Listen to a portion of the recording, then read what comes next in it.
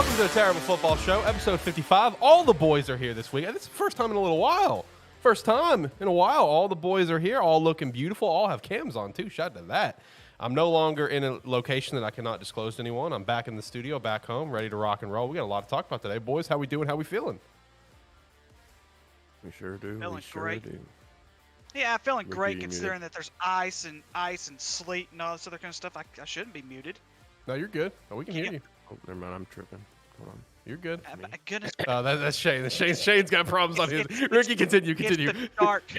It's the dark background, but I'm going to take 1 second to promote my other broadcast real quick. My other podcast.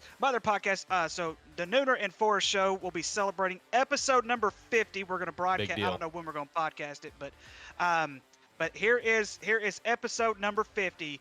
The great Tim Tebow, Darren McFadden debate. So hopefully it'll be posted next week. And so I've got a huge argument on why Darren McFadden should have won the Heisman Trophy that year that Tim Tebow won it. I'm looking forward to listening to that one. That one's going to be fun. Yeah, shout out to episode 50 for his show. Fun fact, most podcasts don't make it past episode 10, let alone make it to episode 50. So that's a huge accomplishment. And the best way to celebrate such an accomplishment is to have such a controversial episode like that. So I'm looking forward to listening to it. Jacob, Shane, how are you boys doing? I've honestly been sick all week. You have? Yeah. That's why you missed last week, I think. Hopefully you're feeling better. Yeah. Hopefully you're back on top.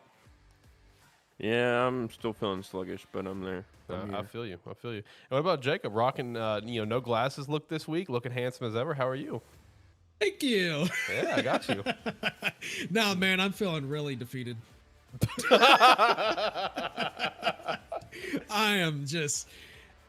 Man, I can't wait for next season. Already done. I mean, yeah, everyone's season is done at this point. Mine's been done for a long time. So welcome to the club, boys. I'm glad we can all be together now. No, today will be a good episode. Not only because all the boys are together, but because we have a lot on the dock, honestly, to be real. Because we have championship weekend. A lot of conversation about that. You see it in the title. If you're listening to this or watching this, worst officiating weekend ever? That's the big question, because the conversation is loud right now. There's a lot of people that's very upset by the official. Even the NFL is very upset with some of the calls that were made this past weekend. I believe one of you's got a rant. I think it was Jacob. I believe it was Jacob. Even Steve just chimed in chat, the absolute worst. So a lot of conversations there. Obviously looking ahead to the Super Bowl. Shout out to the Eagles. Shout out to the Chiefs. Should be an electric matchup. Looking forward to it here in a couple weeks. We've got a little conversation on the Pro Bowl and how it's an absolute joke. Some conversation with head coaching hires. Got some news that popped out literally just within the last couple hours. And then, of course, we will all be revealing our NFL mock drafts 1.0s. All of them are done. So we're going to reveal it live here on stream, and then we'll be posting it over at Twitter at TerribleFB Show and everyone's respective Twitter if they would like. That's their choice. So looking forward to all that. But, of course, make sure to check out some Rogue Energy. Use the referral link down below because that black cherry lemonade is fucking awesome. It is so good. That is the best can by far. It's amazing. I've already bought 2 12-packs. I'm probably buying another one on Friday. I can't run out. It's do or die if I run out. Cannot happen. So definitely pick up some black cherry lemonade. And check out some Agent Ink jerseys. We got 2 jerseys being repped right now. Shout out to that. They look sick. And also, John just recently got a Gamesthetic jersey, so it's the first time I've got to see one in person, and it looks awesome. And I can't wait to get one. Super pumped for that. But anyway, let's go ahead and jump into some conversations, boys. We'll go ahead and lead off with championship weekend and everything. It is the title of the episode, so I don't want to dilly-dally on that, of course. So do we want to just go ahead and just start off fiery? Is that where we want to go? Jacob, do you want to just kind of, unleash your flames here? I mean, I can if that's what we want to do. Let's set the tone. We have an official here on the call with Ricky, so I'll be looking forward to hearing his takes on that as well. So, Jacob, unleash the flames and see what the official thinks here. Okay, first and foremost, I would like to start out by saying that in no way, shape, or form is the NFL rigged. Those who say it is rigged are fucking idiots. Facts. They are dumb. There is too many people involved that would have to be involved in order for that to even work. Yes. It's literally just bad officiating that's making it look like that. Yep. Second, Oh God. The Man, rigged one is a big conversation right now online.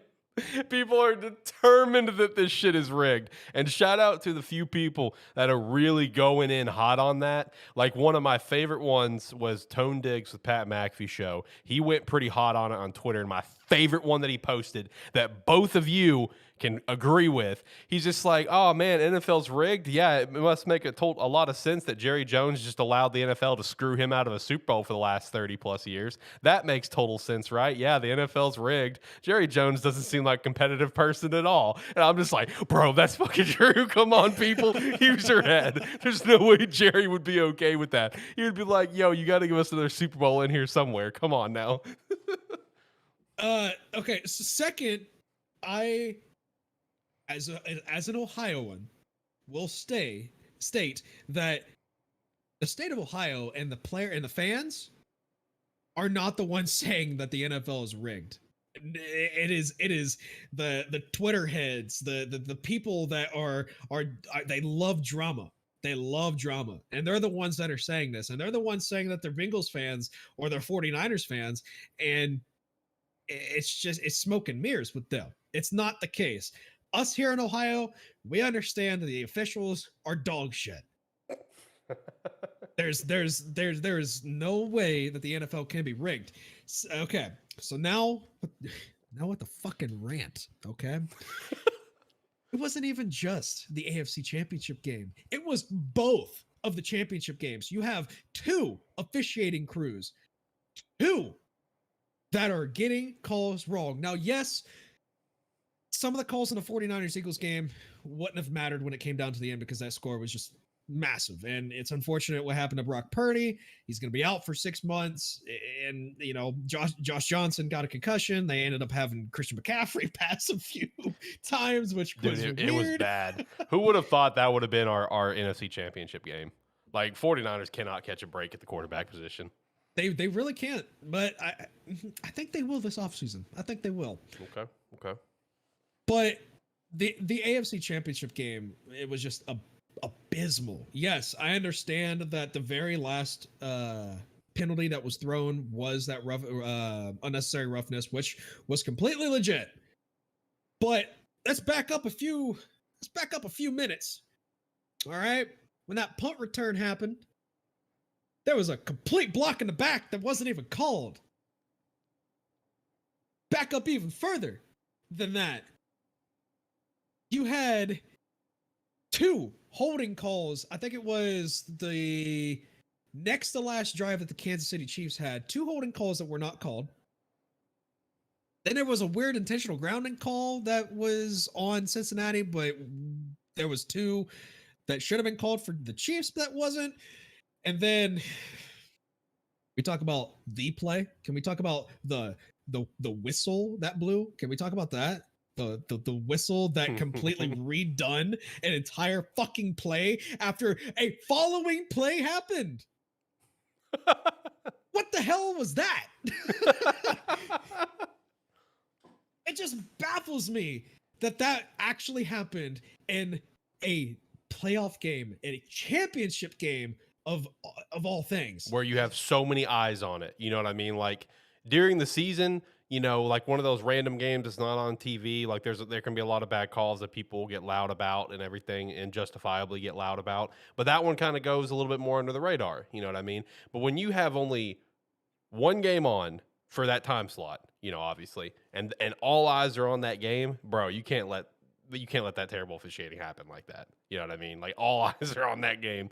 And now, you know, from listening to the Pat McAfee show today, apparently for the Super Bowl, the lead referee is the most flag-happy referee. He's called the most flags for this past season. Great. He has called the most flags. I forgot the guy's name. But you know, they had Gene, don't remember his name, but he's on CBS. Gene Steratore. Yeah, they had him on, and they were talking to him, and Gene pointed that out. It's like, yeah, the ref that's coming in for the Super Bowl, he's thrown the most flags this past NFL season. So look forward to that. I can't remember who said it. I cannot remember. I think it was on the Pat McAfee show. I'm not sure. But one of the best takes to come out within the last few weeks is that all of the good referees are now in the booths. Yeah. They're no longer on the field. Pat McAfee show. I think that might have been like during like talking to Aaron Rodgers about it. I think. Oh, yes. Yep, it was. I'm pretty sure it was Aaron Rodgers' take on Yeah. it. And it's true. Gene Steratore was one of the greatest modern referees that the NFL has ever seen, and he's in the booth. Yeah. He can't do anything. The constant thing that I've seen about it is that, just the referees, they're not like an actual position with the NFL. That if it actually became like a full-time job and got the proper amount of get reps during training camp and stuff like that, et cetera, then everything could potentially improve, better, solid pay for them and everything. But since it's not like an actual job within the NFL, it's just, you get a lot of bums in there is the best way to put it. Like obviously there's a lot of, I'd assume checks you have to go through and training and qualifications and stuff, but you still end up getting a lot of bums in there, as we have seen. Steve also threw out, I still say that the 49ers shouldn't have been in there from the illegal man downfield, is what he threw out there.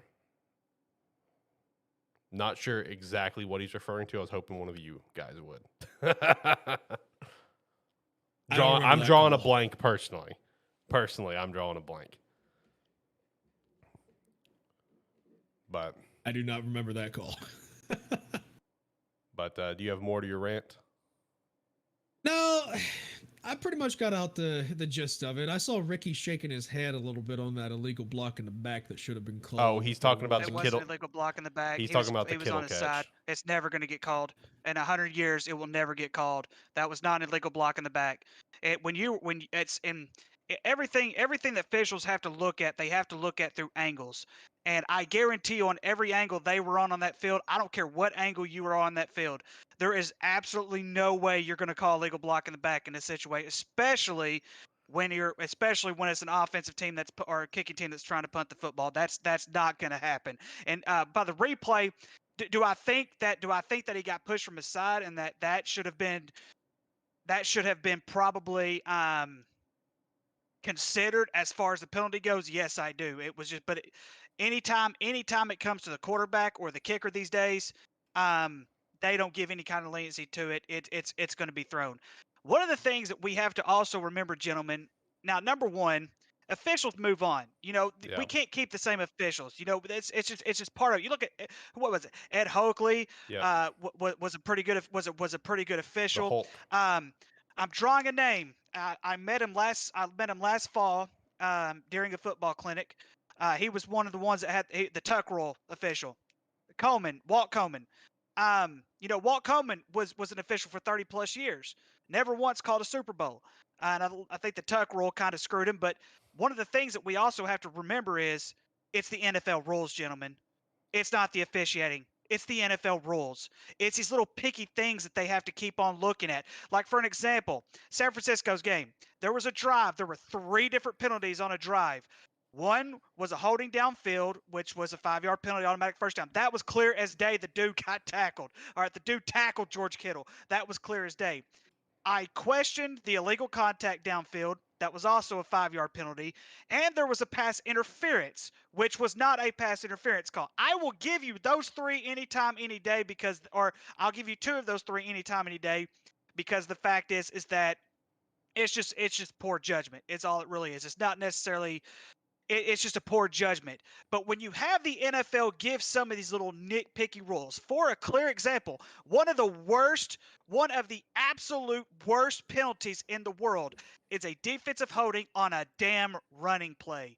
What else are you supposed to do? In high school and in college, defensive linemen are allowed to grab offensive linemen and shove them out of the way to get to the ball. But why not in the NFL? It makes absolutely 0 sense when that gets called. I absolutely hate it when that call happens. So even though you guys are seeing some of it's more of inconsistencies than what it is anything, and a lot of it just has to do with the NFL rules. That's point blank range. Now, Joe Burrow's intentional grounding was plain as day intentional grounding. Usually when there is like a running back or a wide receiver, if they're close in that space, usually officials let it go. There was nobody close, so the intentional grounding had to go.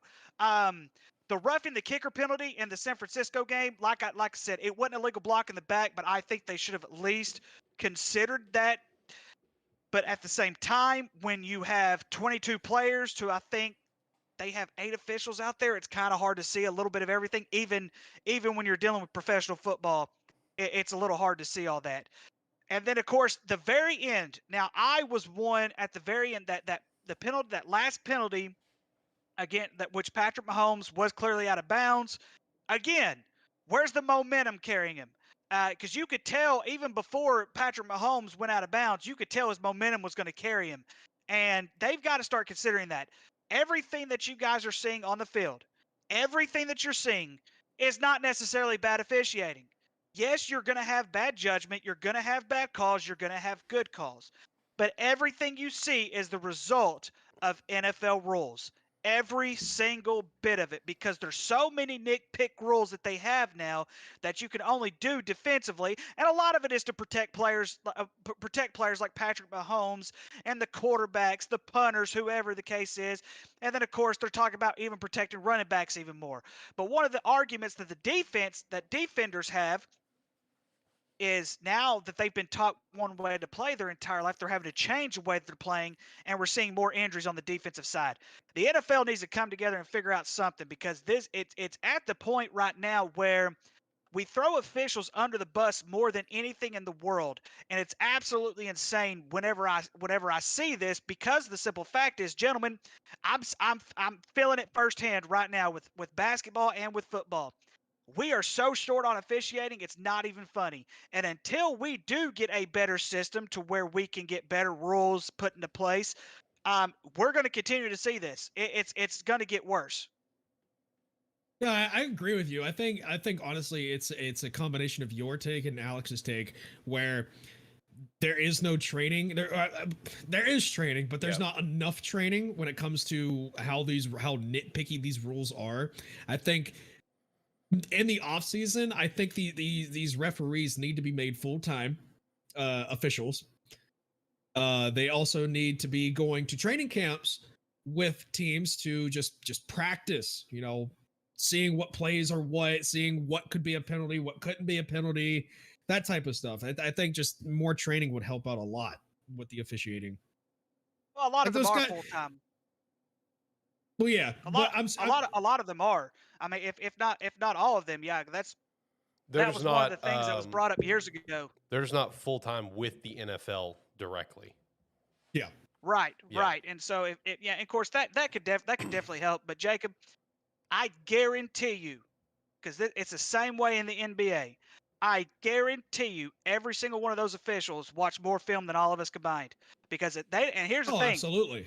They don't I guarantee you, all the officials, no matter who they were, whether they were in the press box or whether they were on the field doing what God knows what, every single one of them watched film as soon as the game was over with. They didn't go home and go to bed. They didn't go to their hotels and go to bed. They stayed back and they watched that game film. That's what the NBA does every single game they have. The officials, as soon as they're done, they watch the game. They don't go to bed. They watch the games. Yeah, I agree 100%. They're always on the grind. But I do feel like this offseason we're going to see like some sort of substantial change. I really do, because all the verdict is coming down from the top is that the NFL itself as a business is fairly upset with how this past weekend went with some calls. And also to follow back up, what Steve was referring to earlier is he was referring to Kittle catch against the Cowboys, not this past weekend. Where he said they missed an illegal man downfield. There was a guard that was 15 yards downfield, is what he was referring to. I would have to go back. I saw that too, but I didn't even catch that. We should have defended it better. I didn't even. I'm not going to say anything about that. But yeah, he was right. Yeah. He was right. Yeah. No, the officiating conversation, man, it's been very loud the past couple days. And I think it's going to continue to get louder once the season officially comes to a close. And, especially after the Super Bowl, if we see a very, flag happy Super Bowl, which is just going to be very deflating to the game itself. It's going to be is what it is. But I will say, in terms of everything, one thing that I will just really agree with is, while I do think there is a lot of just bad calls that's made, man, Ricky brings up a great point. Everything that we're seeing is just based on NFL with super nitpicky rules, and that is true. He's 100% right on that, but And there's also just a lot of like that's just a dumb call. That happens. Blown calls happen all the time, but definitely feel like a lot more has happened. Here recently. So hopefully there will be an actual change kind of going into this offseason. We'll see. I mean, like I say, conversation's loud, and once again, following up with Jacob. If you think the NFL is rigged, you're fucking stupid. Like there's just no way. Well, see, Alex. And Alex, there's a great documentary on Netflix. I think it's still on Netflix. It's on Tim Donaghy, who was the NBA official that betted on, or he was assisting and betting on games. Ever since that came out, that's really when people started really pinpointing, professional sports is rigged, rigged this, it's rigged that. And his whole defense, and he was right. He was still one of the most accurate officials in the NBA at the time. And so like y'all said, it's stupid. It's absolutely stupid. None of these games are rigged. None of these games are rigged. You could not pay me enough money to go out there and be like, play your butt off, but I want you to lose. I mean, this isn't the WWE, man. Okay, this is not the WWE. Everyone is dead ass determined. Every sport's the WWE. It's like, come on, people. Well, it's not the WWE. The only reason why people say that is because besides hockey, every major sport league in the United States is listed as entertainment, trademark wise. And even then, what was being said on the Pat McAfee show, even if they're listed as entertainment, that's mainly just for tax purposes. That's it. Because they get more of a tax cut than what an actual sports league does, which is interesting. It's interesting how that works. Yeah. Oh man, the rigged conversation. That's fucking wild. It's funny. It's funny to joke about. I will say that, but it's a fucking wild conversation. But no, championship weekend came and went. Cincinnati, KC, great game minus some of the calls. Unfortunate for the 49ers, but looking ahead now, Philadelphia Chiefs in the Super Bowl. Boys, how are we feeling about that? I'm looking forward to the game. And at this point, I feel like I got to keep rocking with the Eagles. I've called them to be my Super Bowl winner. Granted, I got the AFC team wrong. I was calling the Bills. They fell flat, of course. But the Eagles, man, I've been rocking with them as my Super Bowl winner since week 7. How we feeling on this game? You did not fall nearly as much as I did when it came to picking the AFC team. I picked the fucking Titans. Yeah, that's true. That is so true. You fell very short, my friend. Duval. But hey, Kelsey Bowl. Kelsey Bowl is pretty cool. That's what I'm thinking going into this. And to be honest, these are the two teams that I hate the most in the NFL. For obvious reasons for the Eagles, but I just cannot stand the fuck. Every time the Chiefs are in a dire situation, they always have an angel on their fucking shoulder, and they make this lucky, Valdez Scantling's catch in the fourth quarter where it was bobbled, and he ended up what is happening? How is this possible? I mean, the Chiefs are fun to watch, but my hatred stems from them for other reasons. Mostly, just that Patrick Mahomes' brother is one of the most insufferable human beings on the planet, in my opinion. And don't forget about his girlfriend, too. I cannot stand her either. Wife. She has her insufferable traits, but nothing compares to the brother, in my opinion. Nothing compares to him. He's peak together, insufferable. Yikes. Yeah, to me, he is peak insufferable, in my opinion. And I've actually got a buddy who's a KC fan, and he actually lived in KC for a little while, and he happened to meet said brother, and just the verdict I've gotten from everyone is that he is just a rude fucking prick. That is the general vibe that I've gotten from literally anyone that's ever come around him. So because of him alone, unfortunately, I really just want the Chiefs to lose more. I know it's mean, but no, the game though I'm pumped for. Jacob said the Kelsey Bowl earlier. Yeah, but let's not forget it's also the Andy Reid Bowl. It is the Andy Reid Bowl, and I saw a wild statistic about this that Andy Reid is the most winning coach in Eagles history. Obviously, he is one win away from being the highest winning Chiefs coach as well. And that win could potentially be against the Eagles. Isn't that a wild scenario to play out? Oh, NFL's rigged, guys. Oh, shit. Oh, man, it worked out so perfectly. They planned for this 5 years ago. Many coincidences, dude. Yeah, Way I too know. many. I know. But no, I'm pumped for this game, man. I really hope it's going to be a shootout. I feel like it's going to be a shootout. These are two very high-powered offenses, and these are two very strong defenses. So it could really not be a shootout. It could be either way, man. Because that front seven for Philly is destructive. Like 70 sacks from the front seven alone. And then Chris Jones, right now, to me, Chris Jones, he's doing what Aaron Donald does. Like Chris Jones is he's an Aaron Donald right now up front. So it's just like, dude, I don't know which way this game could go. I just know I want to believe it's just going to be a phenomenal freaking game, in my opinion. I hate to say it, but I think the Eagles are going to win this game just strictly because of the weak Chiefs secondary. Secondary doesn't even work. I do agree. I'm going for the Eagles as well, but also you gotta. I'm thinking about this as well. If Jalen Hurts wins this Super Bowl, is he possibly going to be getting a contract? I mean, we all know he's probably going to get a contract. Yeah, he's getting one.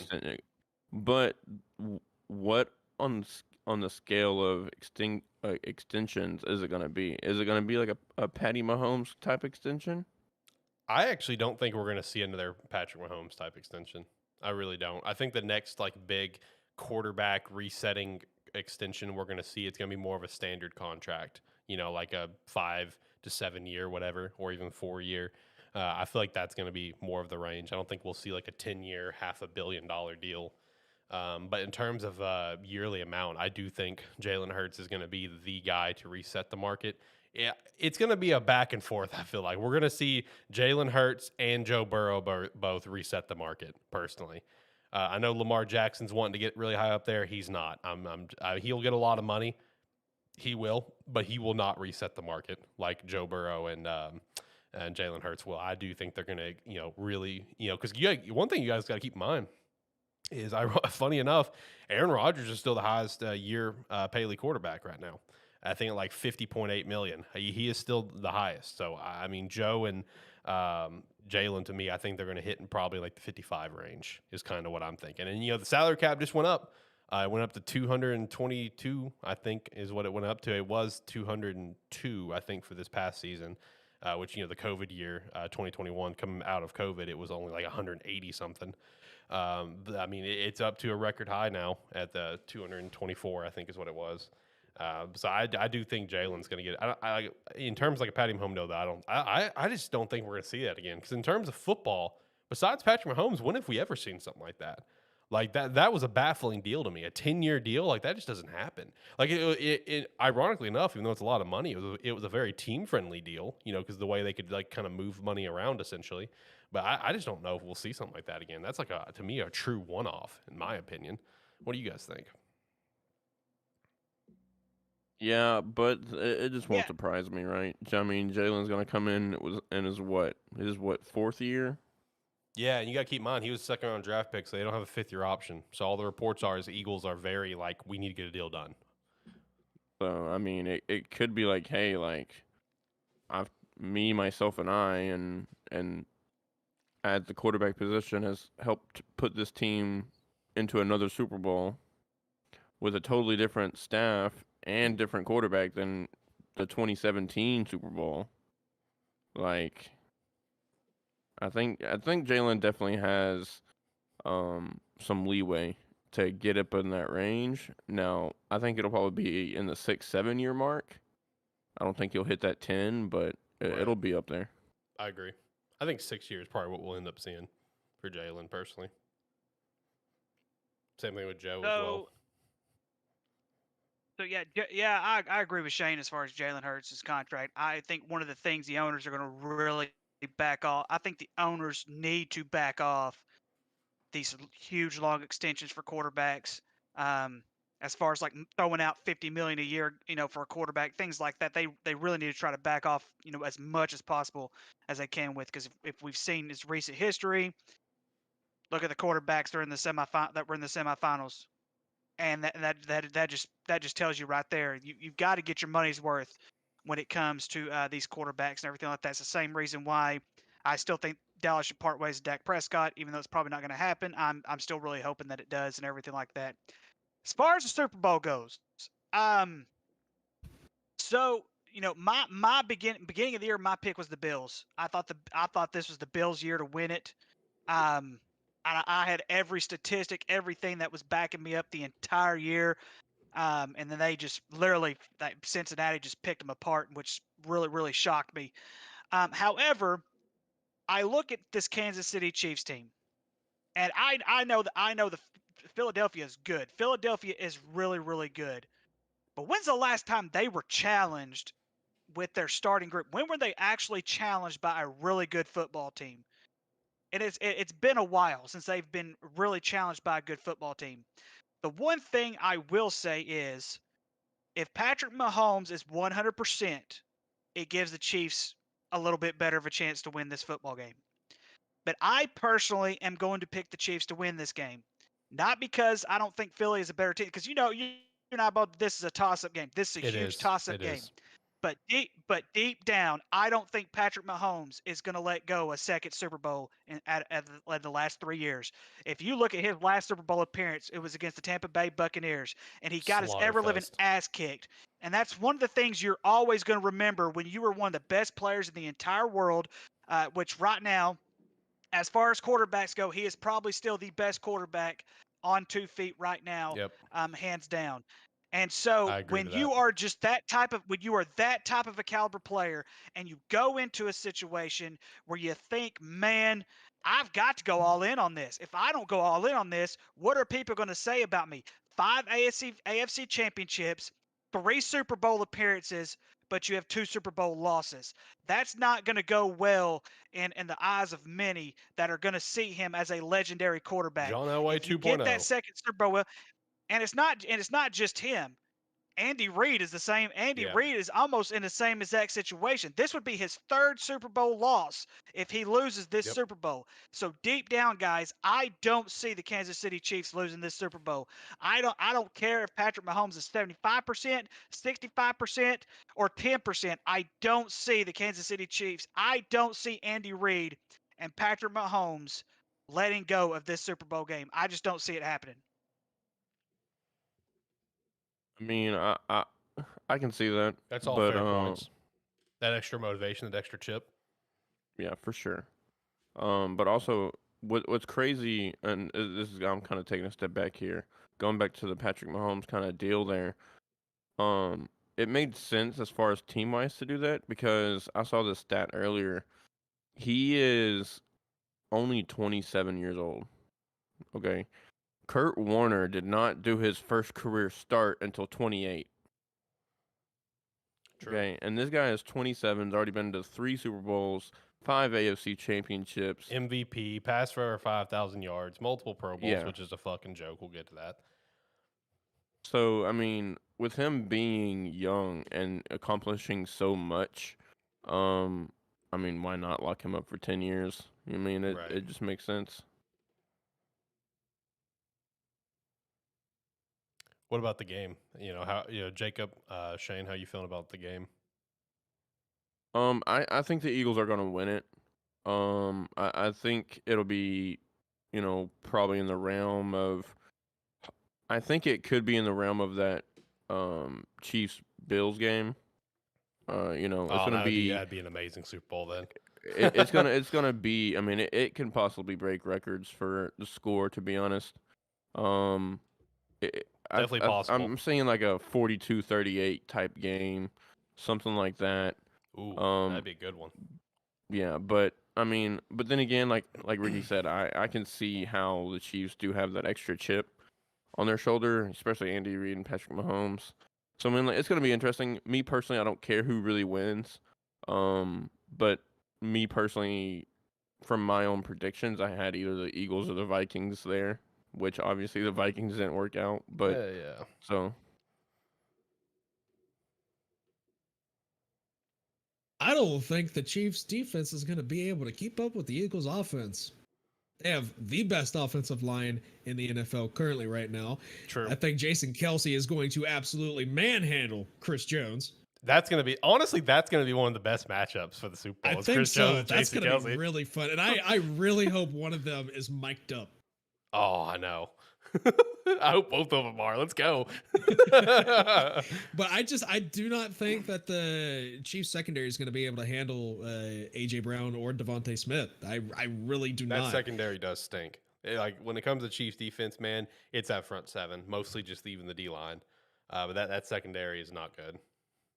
I think the Chiefs defense is going to get tired, and I think they're going to get tired relatively quickly. That's I do not think this is going to be like the Bills Chiefs game. I actually think this might be a 14+ point win. Mm. The Eagles. Unfortunately. So I'm going to go ahead and counter your secondary claim. This is the same secondary that picked off Joe Burrow twice. Okay, one was a bobble. I don't think don't that. give a damn if it was a bobble or shovel. It's an interception. I am a firm believer that if the ball is tipped in any way, shape, or form because of the wide receiver's fault, I don't think that should be an interception counted against the quarterback at all. Because it's not the quarterback's fault. I agree. Counted against the wide receiver. I think the Eagles defense as a whole, as overall, just the Eagles team overall is right now leagues ahead of the Chiefs. Yeah, like just talking about, let's just talk on the passing side of things. Philadelphia has allowed the least amount of yards in the NFL in terms of passing. They're number one in that category with 3,057. KC is right in the middle of the pack, ranked at 14th with allowing 3,756 yards is what they've allowed. In terms of TDs, KC has allowed the most at 33. In terms of interceptions, Philadelphia is ranked 5th at 17 picks. KC is just kind of ranked somewhere, let's see, kind of towards the bottom-ish, but not the bottom, with only 11 picks on the season. So, I mean, like as a whole, like that Philly defense is just absolutely next level from just the front seven and the secondary both. Like honestly, like I don't think people are talking about the Philly defense as much as they need to because everyone's so focused on how great Jalen Hurts is playing. But honestly, top to bottom, Philly is the most complete team. Now, with that, I'm not going to say like 100% without a doubt, no doubt in my mind, Philly's winning this game because it won't shock me if the Chiefs win. For a lot of reasons. A lot of the reasons that Ricky just stated. And not to, just Patrick, and like reasons for Jacob said earlier about the Chiefs that they have this nice little angel on their shoulder in the random moments. Like it won't shock me if the Chiefs win because they are still a good team on offense. But the deciding factor is how much is that Kansas City defense going to be able to hold up. That's what it's going to come down to. We know Chris Jones is about to play like a next level play. And be like what Aaron Donald was last year. We know that's going to happen, but it's just what's everyone else going to do? So I don't know, man. This is going to be a toss up game, top to bottom. It really is. Like this is a true toss up game, in my opinion. I'm pumped for it. I'm ready. I'm ready to kick back and watch it. It's gonna be great. I don't know if we're doing anything special for it. I'll be honest with you, boys. I don't know if we're gonna do a watch along. That sounds like it could be a little rough. We'll see, though. We'll see. I don't know if we'll do anything. I don't know if I'm filling up to that one after some other watch-alongs I've done recently. So we'll see. We'll see. Let's jump over to the Pro Bowl real quick. Pro Bowl's a joke. Eliminate the game. Are we all in agreement on this? Get rid of the game. Just name Pro Bowlers and call it done. Consider it like an all-pro at this point. Just say, hey, you're a Pro Bowler. Congratulations. And just get rid of the game. No event at all. The event needs to die.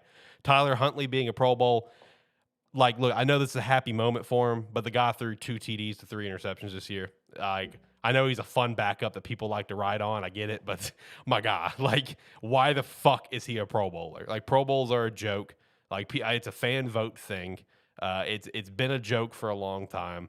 I'm not even upset that they're going to flag football because I get it. I mean, this is a very physical, dangerous game. I get it. You don't want to get hurt. We've seen, we've seen people get hurt in the Pro Bowl. There was a tight end who got voted to the Pro Bowl, Cincinnati tight end. I don't remember his name though. Jacob, you know who I'm talking about? Who? Tyler Croft. Yeah, he got hurt in the Pro Bowl, and he said, "Never vote me to the Pro Bowl ever again." Well, he didn't because he sucked from that point forward, unfortunately. Yep. So I mean, I get why people don't want to go hard in the Pro Bowl, but like, it doesn't bother me that it's a flag football game. It's whatever. Like, I'm here for more of the event more than anything else. Like, the events are usually fun, but like, just who is being named to the Pro Bowl? That's where I just every year, I always have a beef because so many people get snubbed and so many people get put in for the dumbest fucking reasons. And once again, that's happened with Tyler Huntley. Again, I know he's probably pumped. But at the same time, I'm willing to bet money right now this dude's a fucking realist. He's like, man, I don't need to fucking be in here, but whatever, bro. Let's go have a good time.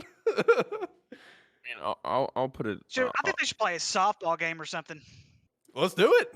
Let's do it. Like I said, all my beef is fix how they're named Pro Bowlers. That's my beef. Like, it's ridiculous at this point. Shout out to T-Law, though. First Pro Bowl. Granted, he's like a multi-alternate, but whatever. I will agree. I think the games, how they have it right now, I know, of course, I wanted to see how everything kind of pans out after the weekend and things like that. But as far as the games, it's going to be a lot better, I think, than the actual Pro Bowl game that we've had in the previous years. But you're right. The selection is kind of dog shit. But in Tyler Huntley's defense, the only reason why he is in there because the three choices above him are all injured. So, but like, he shouldn't even have been considered an alternate, because you got to keep in mind that's a fan vote thing to even make him Trevor Lawrence wasn't even an official alternate. The NFL stepped in for that one, like the NFL had to, because like he wasn't an official alternate. And I get it, it's because of injuries and stuff, like, and people bow out of it. But like, Tyler Huntley shouldn't even been a fucking alternate. that's my complaint. That's these dumbass fans voting for it. Derek Carr's going to be in it for crying out loud. He's not even on a team. Yeah, hey, keep in mind the Pro Bowl's in Vegas, so this is his true farewell. I mean, like, look, if you're going to put Tyler Huntley in the freaking Pro Bowl, like, you might as well, like, if we're really going to go to that level to put a quarterback in the Pro Bowl just to have someone there, you might as well fucking call Russell Wilson. He loves going to the fucking Pro Bowl. Like, for God's sake. I mean, he had a shit year, but at least he threw 16 TDs compared to Tyler's 2. Like, whatever. Russell loves going to the Pro Bowl. Send him over there. I'm gonna be interested to see what helmet Derek Carr wears to the Pro Bowl. Is this gonna be a plain white helmet? Could be. It should he should have a free NFL agency logo jersey. He should have a free agent jersey, like in Madden, and like a middle, and like on the back with the middle finger pointing to Vegas, so that way he gets booed. I mean, that's what I would do anyway. You know what's wild about that is that Vegas has not even allowed his camp to officially seek out a trade yet. They have not given him actual permission to do that yet. I saw that little news bit the other day. I thought that's because they're going to trade. That's because they're going to trade him in the draft. Oh man, that wouldn't shock me. That would not shock me. Trade him to the Cowboys. You want Derek Carr over Dak? Hell yeah, I want Derek Carr over Dak. Absolutely. Wow. Okay. Derek Carr is one hell of a quarterback. I will go to my grave saying that. I mean, I'm not doubting Derek. I'm not doubting Derek Carr, as a pretty solid quarterback. I just didn't expect that take, even with all the negativity you guys have at Dak. I think I'll actually agree with Jacob and Ricky here. I mean, put Derek Carr behind that offensive line with those weapons. All right. I think a field day. But I think he's going to get traded to the Commanders. Oh. That's going to suck, too. Carr to Scary Terry. Carr to Scary Terry. Here we go. Which is unfortunate because I still think Taylor Heineke should be the starting quarterback going forward for that team, but that's neither here nor there anymore. Actually, go ahead. Also, real quick, just with Derek Carr leaving the Raiders, what is Devontae? Is Devontae just stuck there now? Because Derek Carr is the sole reason why he went to the. Well, he also grew up a Raiders fan, so it's a double whammy. You know who the Raiders are going to get? No. Get out of here, Ricky. You know who the Raiders are going to get this offseason? I'm going to call it now. I'm going to call it right here, right now. On ATFS episode 55. Exactly. January 31st, 2023 at the Raiders aren't going to p.m. Central Standard Time. Yep. The Raiders are not going to trade for any quarterback. They're going to sign a quarterback this offseason. They're going to sign a free agent, and his name's going to be Jimmy Garoppolo. Ooh. I like that move. Write it on the board. Ride it on the board. Write it We on the need board. it on the Well, board. trust me. In my mock draft, I have a section that says big names in new places, and I did that's see one that. of them. I did see that. Yeah, he did have that on there. It's at the very bottom of his Word document he sent me, and it is listed on there. So he did call that. True. Well, Alex, we do have Steve in the queue. If you want to yank him up here, he says I didn't notice. he says that he's about to come in super hot with some things to say. I Oh, boy. didn't see it. Oh, boy. Sorry, I wasn't on the chat tab. That's on me.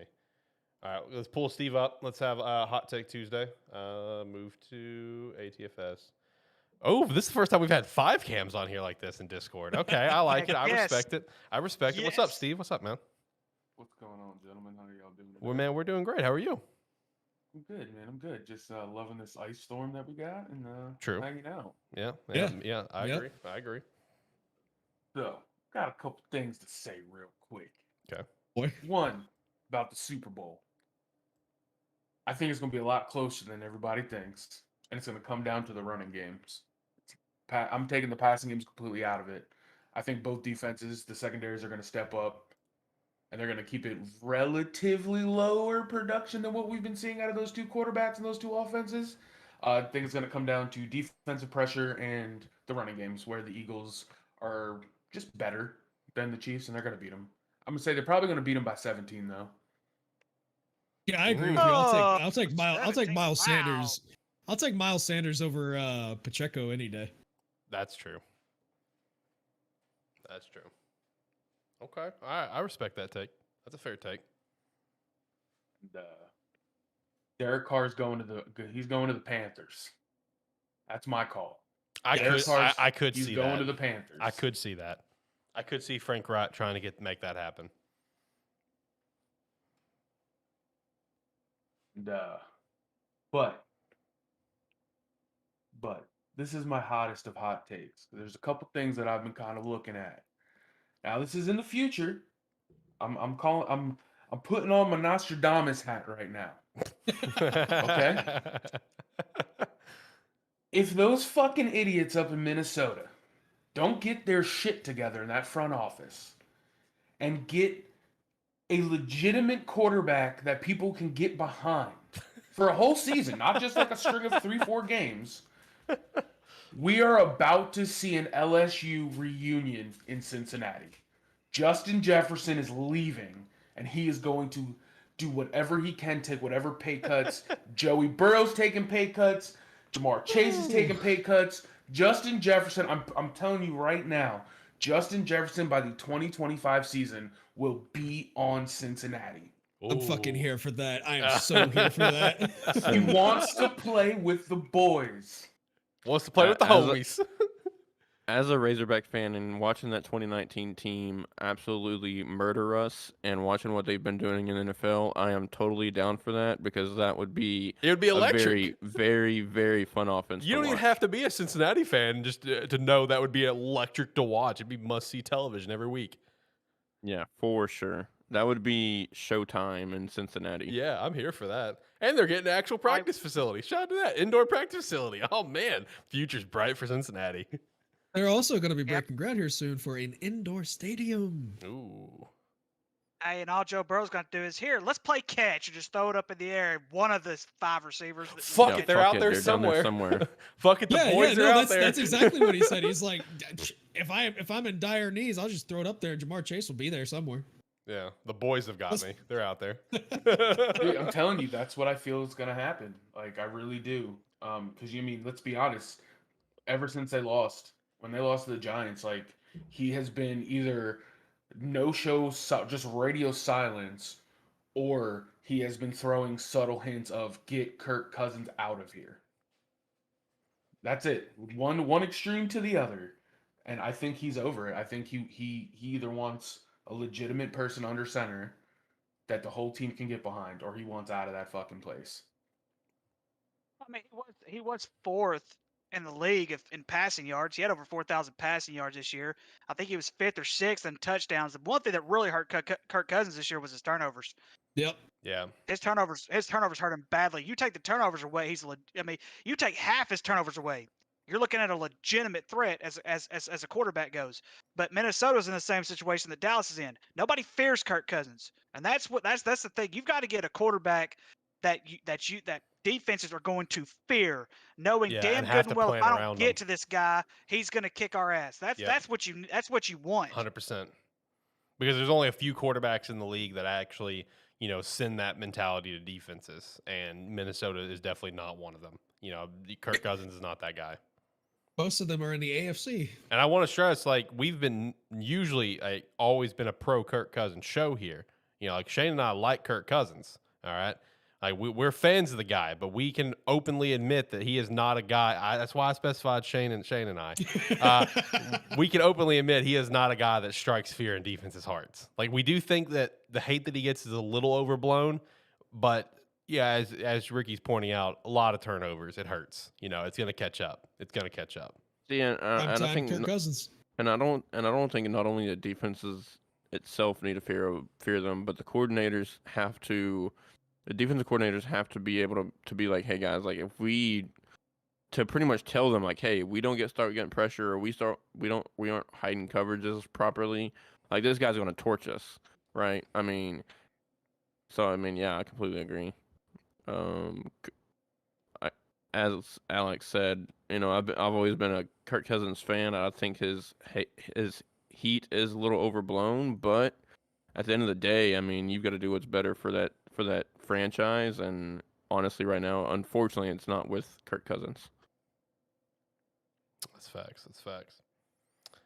Steve, what else do you have for us for your Steve edition of Hot Take Tuesdays? Oh, buddy.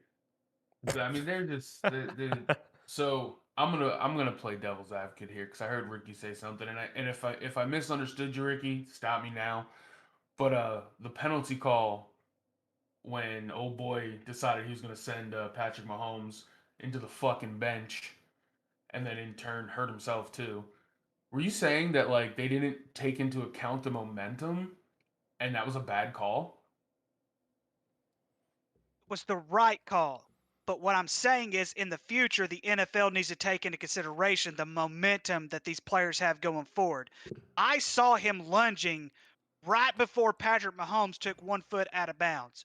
As soon as he put that second foot in, that's when he made contact, and that's why he drew the penalty. The penalty was right. It was the right call. It was the correct call. But what I'm saying is, in the near future, the NFL needs to make considerations of a player lunging forward trying to go out of bounds, because it was clear that he was trying to push him out of bounds. I don't think he was trying to draw a penalty in that situation. I don't think he was trying to draw a penalty in that situation either, but I will play a little devil's advocate here. I don't think it was the momentum carrying him or the contact that carried him. I think it was the blatant push when they were both out of bounds. I just rewatched that play, and you can clearly see Mahomes is 3 steps out of bounds.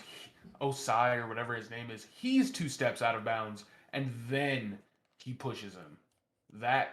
I want to see that penalty called every single time. Momentum be damned. At that point, that was a frustration where he got it, his emotions got the better of him, and he made a stupid fucking call in his head, and he possibly cost his team that game and a chance to go to the Super Bowl. So he deserved all the hatred. He definitely did. He definitely did. I wouldn't put a bunch of hatred on him or anything like that, because the thing is at the end of the day, you still have Joe Burrow, and Joe Burrow is probably going to be the best quarterback in the next 2 or 3 years. Give or take. We'll see how Patrick Mahomes does. But I'm talking about as far as like developing goes, Joe Burrow is a 3rd-year quarterback who almost went to back-to-back Super Bowls. That's amazing in itself. And so as long as you have him at the end of the day, I don't care who you have on defense. As long as you have him at the end of the day, Cincinnati needs to be all smiles. You had 0 expectations when you brought him in, and all of a sudden he's brought you to 2 AFC Championship games back-to-back and almost a back-to-back Super Bowl appearance. So almost a Super Bowl victory. Let's not forget that. And almost a Super Bowl victory. And that's the thing. And that's the thing. But yeah, the penalty call was correct. But if you watch it, like I watched it in real time, and I thought, man, that's a bang bang play. That's a really bang bang play right there. So that's a consideration we have to take in. Now, I believe had it been anybody else but Patrick Mahomes, I don't think they throw the flag. I disagree wholeheartedly on that one because again, I watched it in real time. I watched the replays. Hell, I even went through and watched it again, like I said, a couple minutes ago on YouTube. It was not. It wasn't the. It wasn't the contact. Like the bang bang part portion of it. Yeah, like okay, that's football. That happens. It was the extension, the intentional extension of his arms to push Patrick Mahomes. It was that.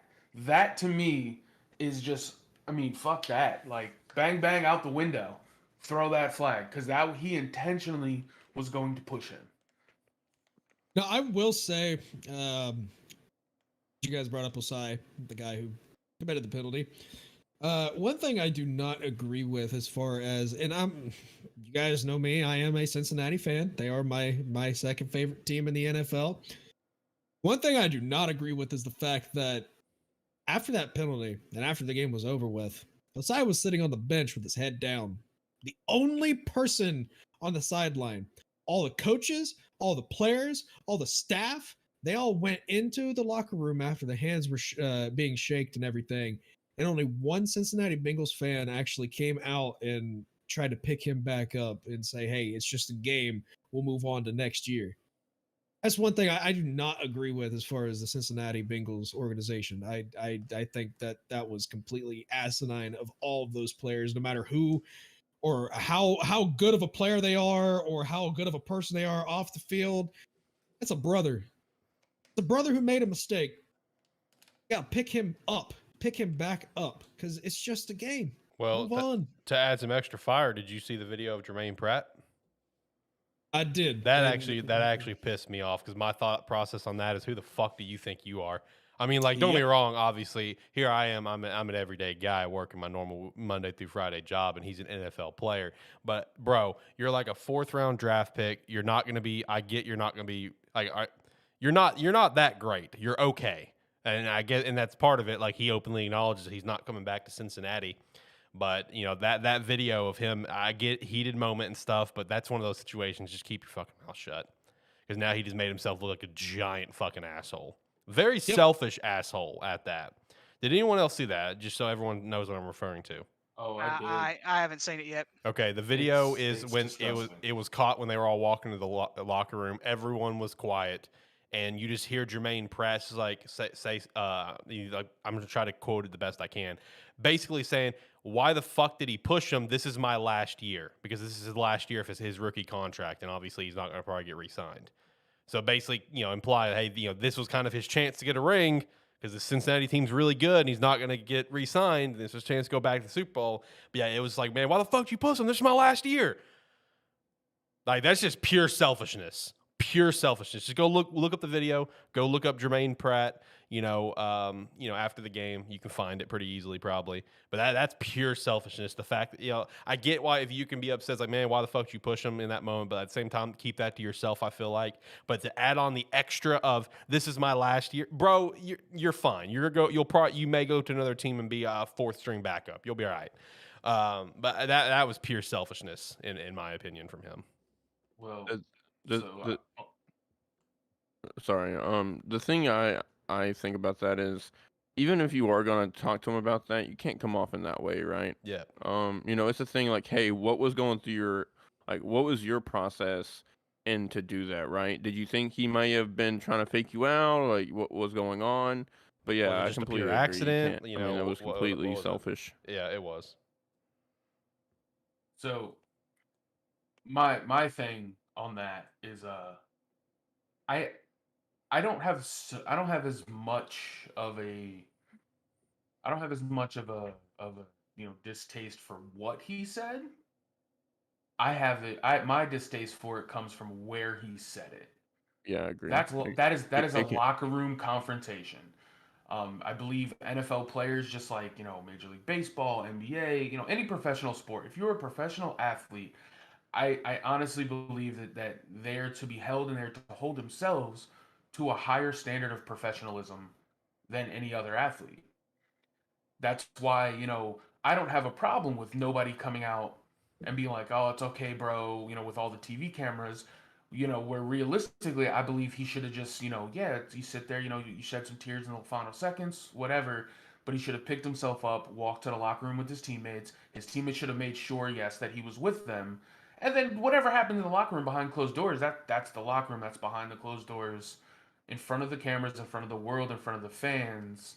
I believe that they all should have had a little bit more professionalism about it, and I think that's something we're losing in this game right now, and it's a little worrisome because they're hugely influential to the upcoming athletes. Yep.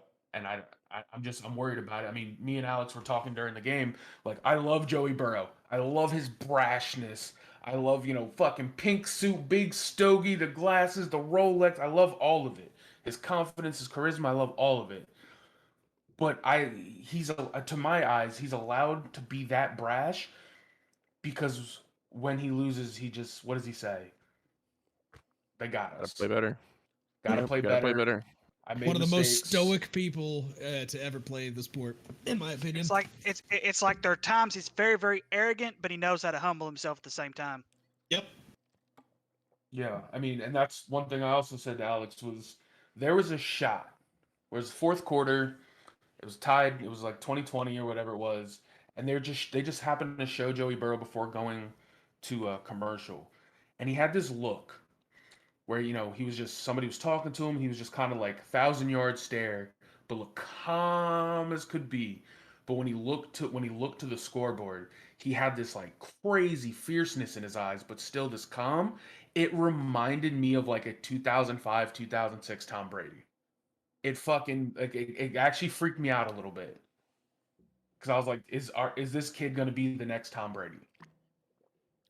It's also like that LeBron James stare when he was Heat, the one that gets circled as a meme.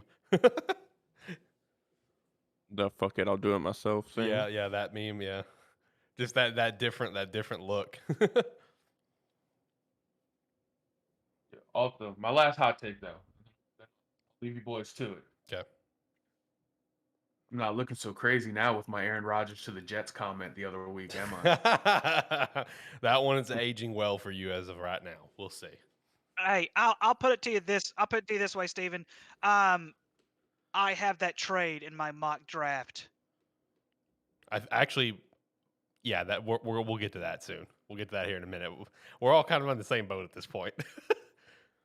Yeah, oh, don't worry. I got a little pad right next to me that's got kind of like Jacob said, new faces and new places. Yep. And for the quarterback position, I got a couple quarterbacks moving around. Okay. I got Derek Carr going to Carolina. I got Dak going to Miami. I got Tua. What? Yep. I think Miami's going to get away from Tua. I think his concussions this year scare him. I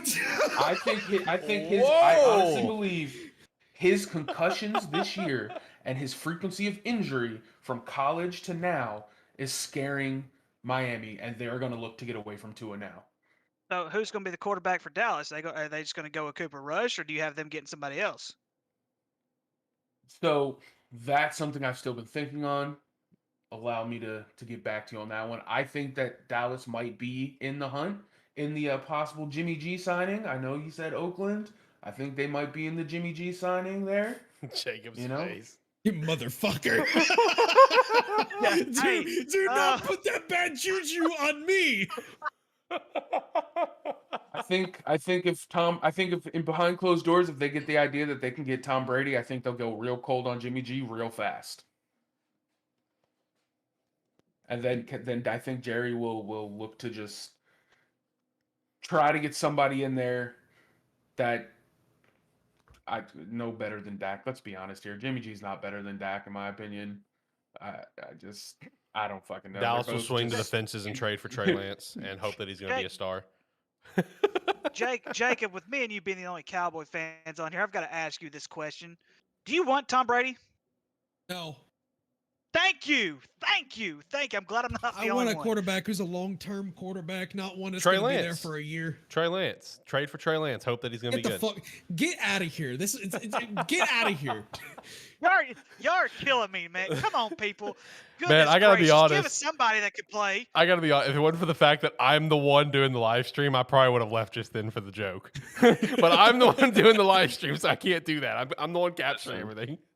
Listen, we all know it's gonna be big cock Brock Purdy party in Dallas. Okay? Oh, there you go. I wouldn't mind that. After what I've seen, I wouldn't mind that. To kind of hammer on what Steve was saying about Tua, I could kind of see Tua being an Andrew Luck and retiring because of all the injuries. I agree. Yeah. I think if we saw especially the having news, back-to-back concussions, I would 100% not blame him whatsoever. not to mention like for the retiring report early. that he's still in concussion protocol right now. Yep. Like it wouldn't shock me to see if here in like a few weeks if he retires, and it wouldn't shock me if Miami tries to go ahead and move on. Like which would be Steve's so saying. unfortunate. It would be. That boy had such a great career ahead of him if that was the case, but. And you know, if he does come back into this next season and he gets concussion early in the season, bro, he needs to leave. It's done. Yep. Like it's gonna be over at that point. There needs to be a limit. I don't know if there is a limit rule wise that the NFL has for concussions, but if there isn't, there needs to be. I agree 100% on that. Yeah, I mean that's kind of where my thought process was. But for Ricky Jacob, here you go. I got two potential things for your Dallas Cowboys. In just my opinion, Shit. just spitballing here. Is it crazy to think that Dallas would offer Zeke and a bunch of draft picks for the #1 pick this year to Chicago? We wouldn't get that #1 pick. It's not. We wouldn't get no. I don't think Chicago wants Zeke that much. Yeah, not for Zeke. Zeke is not even worth a second-round pick right now, to be honest with you. No, that would never happen. And what about Pollard? Save money. Pollard's going to be a free agent. He can sign anywhere he wants. Why use draft capital to get him? Here's my other one. For the next year, you guys are gonna suck. Next year it's gonna be the Cooper Rush show. If I had to put money on something for the Cowboys, I would honestly say Baltimore's they're gonna franchise tag Lamar again. And when they do, at the end of this year, Lamar's going to tell them, you're going to make me the highest paid quarterback in the NFL or let me go. They're not going to make him the highest paid quarterback in the NFL. I think Jerry Jones will. I think they've used up their tags on Lamar, if I'm not mistaken. Nope, they can do they can do it one more year. They can do one more year if it's an exclusive tag. I will counter that by saying we do not have the fucking money to do that. We are negative $5 million right now in cap space. And Jerry will make a way. Jerry would if he could get the quarterback of the future that he thinks. I'm sorry to say this to every Cowboy fan out there, but we are unfortunately married to Dak Prescott for the next 3 to 4 years because of how much money we have to pay him. Right. And I could agree to that. You know, I know while everyone's going to be in the boat, it's time to trade Dak. Just based on how the contract is, I think, and where Cowboys are money-wise, I think you guys are stuck with him for at least 3 years. We're also stuck with Zeke for another year at least. So. Oh, really? I thought this could potentially be it. Next year is his last guaranteed money year. All right, then, yeah. But they can release him for less money though. Oh, okay. Yeah, because I've seen a lot of reports around that Zeke's willing to take a pay cut if he means stay in Dallas. So I thought that was involved in the fact that this would probably be his last year. This past year was, and the Cowboys could potentially move on this offseason. Which I think they should. Yeah. And I think the Cowboys completely. I think we were good to get rid of Amari Cooper and put CeeDee Lamb into the #1 spot. But where we faltered was thinking that Michael Gallup would cover for what CeeDee Lamb was last year for us. Right. As a number 2. Well, I mean, and Michael Gallup's defense, he was coming back off an injury as well. So I don't think he was 100% whenever he came back. Yeah. Steve, did you have any more hot takes for this Tuesday? Because if not, I think we're going to hop over and do some mock draft stuff. That is all I got this week. Right on. So you gentlemen, appreciate you guys. Yeah, man. Thank you for stopping by. Thank you, sir. Oh, yeah, I'm going to stick around and finish out the show. But I will holler at you guys later. All right, dude. Well, I appreciate you. All right, boys. Let's go ahead and hit some mock drafts. Close out the show. 1.0s. I'm ready to get into this. It's gonna be some spicy stuff. I will also say that I've got dinner being prepared right now, so let's not last an hour and a half. I'm not saying not? I'm It's not much saying fun. speed run through it, but let's not last an hour and a half if possible. But yeah, version 1.0, we will post these on Twitter as well as our website, sparky3.com. You can sign up for free. Sign up $5 a month to support us. We'd appreciate that. But revealing it live right now, we're going to go through pick by pick, each name our pick. If there's something really spicy or a trade, that person can go into detail, why they think it's going to happen. So, number 1 overall pick, Chicago Bears have the pick. I think all 4 of us have the Bears trading the pick. Yep. As the Bears fan, my stance on this, I've said it all along. I know it's the generic answer, but I'm telling you, in my opinion, there's a big difference in the seat of Nick Caserio and the seat of Chris Ballard. One is warm, one is blazing hot. I do believe the Colts are going to get this number 1 overall pick. I think he is going to send so much more to get that pick than what Nick Caserio would be willing to send. That's just my opinion. Based on Chris Ballard knows that, hey, this is potentially his last year in Indianapolis. So Colts number 1 overall pick, Bears getting the 4th, and Colts are going to go with Bryce Young, quarterback of Alabama. That's my personal pick. I think that's actually all of ours, isn't it? Yeah, I have Bryce Young there as well from the Indianapolis Colts trading up. I think because I did the PFF. Yeah. And they actually did a new thing this year to where you can actually pick teams and trade and trade players and things like that. Yep. So I think I gave like 3 first-round picks, a 5, and a conditional 7th, and a player. I didn't really choose which player, but I do think they are going to toss a player in there. The 7th conditional pick I think would be optional, but I've got one of 2, Michael Pittman Jr. or DeForest Buckner, who I think is going to be in the deal. Maybe. I'm going to throw in one last player that could be in the deal, and I know this is going to be like my hot take here, but man, if Ryan Poles really puts his dick on the table here and really tries to play kind of hard to get, and with how hot Chris Ballard's seat is, I will say it now, there is a part of me that will not be surprised if Indianapolis trades Quentin Nelson to help get this pick. Look, man, that seat is hot in Indianapolis. It is flaming hot. So it will not shock me if that happens. It's all going to come down. Arguably the best guard in the NFL right now, man. I know. And maybe that's me being wishful thinking, but I'm telling you, I think the seat's so fucking hot. And if Ryan Poles really plays hard to get with it, it wouldn't shock me. That's all I'm going to say. All right, second pick, Houston Texans. I got him picking C.J. Stroud. He is my personal favorite quarterback in the draft, potentially. I know my other favorite quarterback is not even going to go in the first round, unfortunately, that being Hendon Hooker. But I like CJ. I just hate that he's going to go to Houston. Also, shout out to D'Amico Ryans getting the job and another coach probably being a one and done in Houston, unfortunately. We'll see. But yeah, CJ Stroud for me, for Houston. I as well have CJ Stroud here. I did not go with CJ Stroud. I mean, I guess it's what I want them to do because I don't think CJ Stroud is as high of a quarterback as what even the draft board even puts him out to be. But I've got them bypassing CJ Stroud and going for Will Levis. Will Levis is getting a lot of convo right now. So he is. That's not too far-fetched. I looked at a couple of different draft boards. A lot of people have him number 1 overall. Yeah, to Indianapolis or something. To Indianapolis.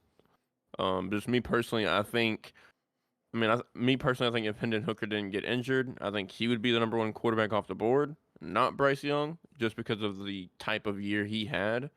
Even though Bryce Young has a much larger scale of game tape, I guess you could say, but yeah, I think it's kind of crazy what's going on with Will Levis right now. Now, I will say this much: I do have CJ Stroud going the first round, but I don't have him going early. Okay. Next up, third overall pick, Arizona.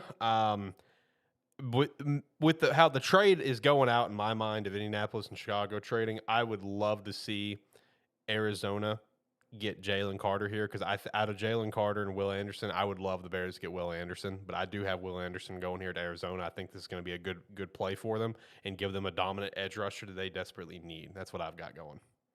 I got Jalen Carter going here. I did see that. I like that. I like that too, but I have Will Anderson as well.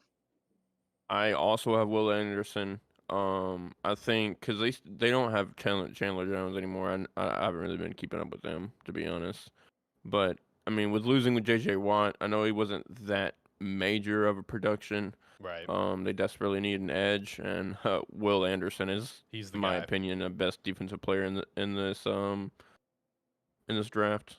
Then with the 4th pick, in my case, the Bears would be here. Everyone else's as well.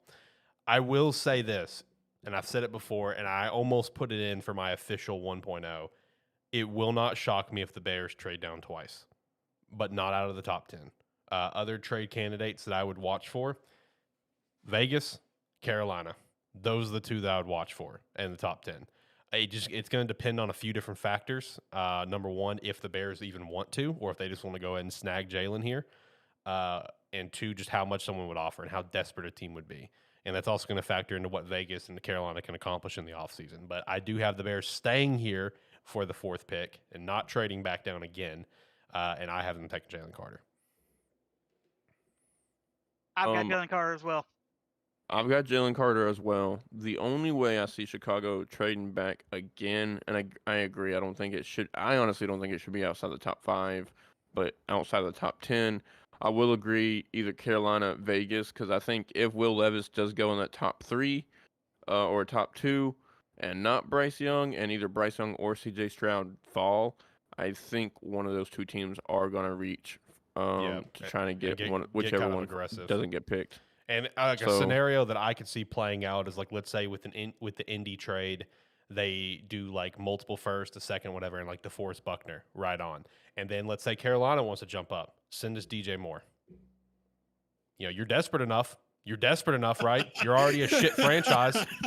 Get it coming. Come on. We're cool setting here. You want Will Levis? Come on up. You want CJ? Come on up. We're cool. We're cool staying here, bro. You got to make it worth our while. I really think Ryan Poles is going to fleece in this draft. I think he's going to fleece some people. I will say that if all goes to my plan, you will get your player here at number 4, Will Anderson Jr. I would love that. But Jalen Carter is also good. All right, 5th pick, Seattle. I'm taking Miles Murphy from Clemson. That was one of the better D linemen in the draft, right behind Jalen, in my opinion. I think this would be a good pickup for Seattle here. I also have Miles Murphy going here. I agree. I also have Miles Murphy going here. 4 for 4. Detroit. I think this is one that I will definitely be in a different stance from everyone on, from what I've seen. Because I've seen everyone else's mock drafts. I know you guys haven't seen each other's, but since I'm running the server, I just kind of have to. We're trying to keep it secret for everyone here. For the Lions at the 6th pick, I actually have them going cornerback. I have them going cornerback, Devin Witherspoon from Illinois. I think he's going to be the best corner out of this draft. I think, while there is some other players on this board, like a Tyree Wilson that they could grab here to pair with Aiden Hutchinson, and would not shock me if they did that. Aiden Hutchinson is a next level animal, and I think they obviously need some help in the secondary, and I think they're going to go ahead and snag it here. I like Devin Witherspoon here to the Lions.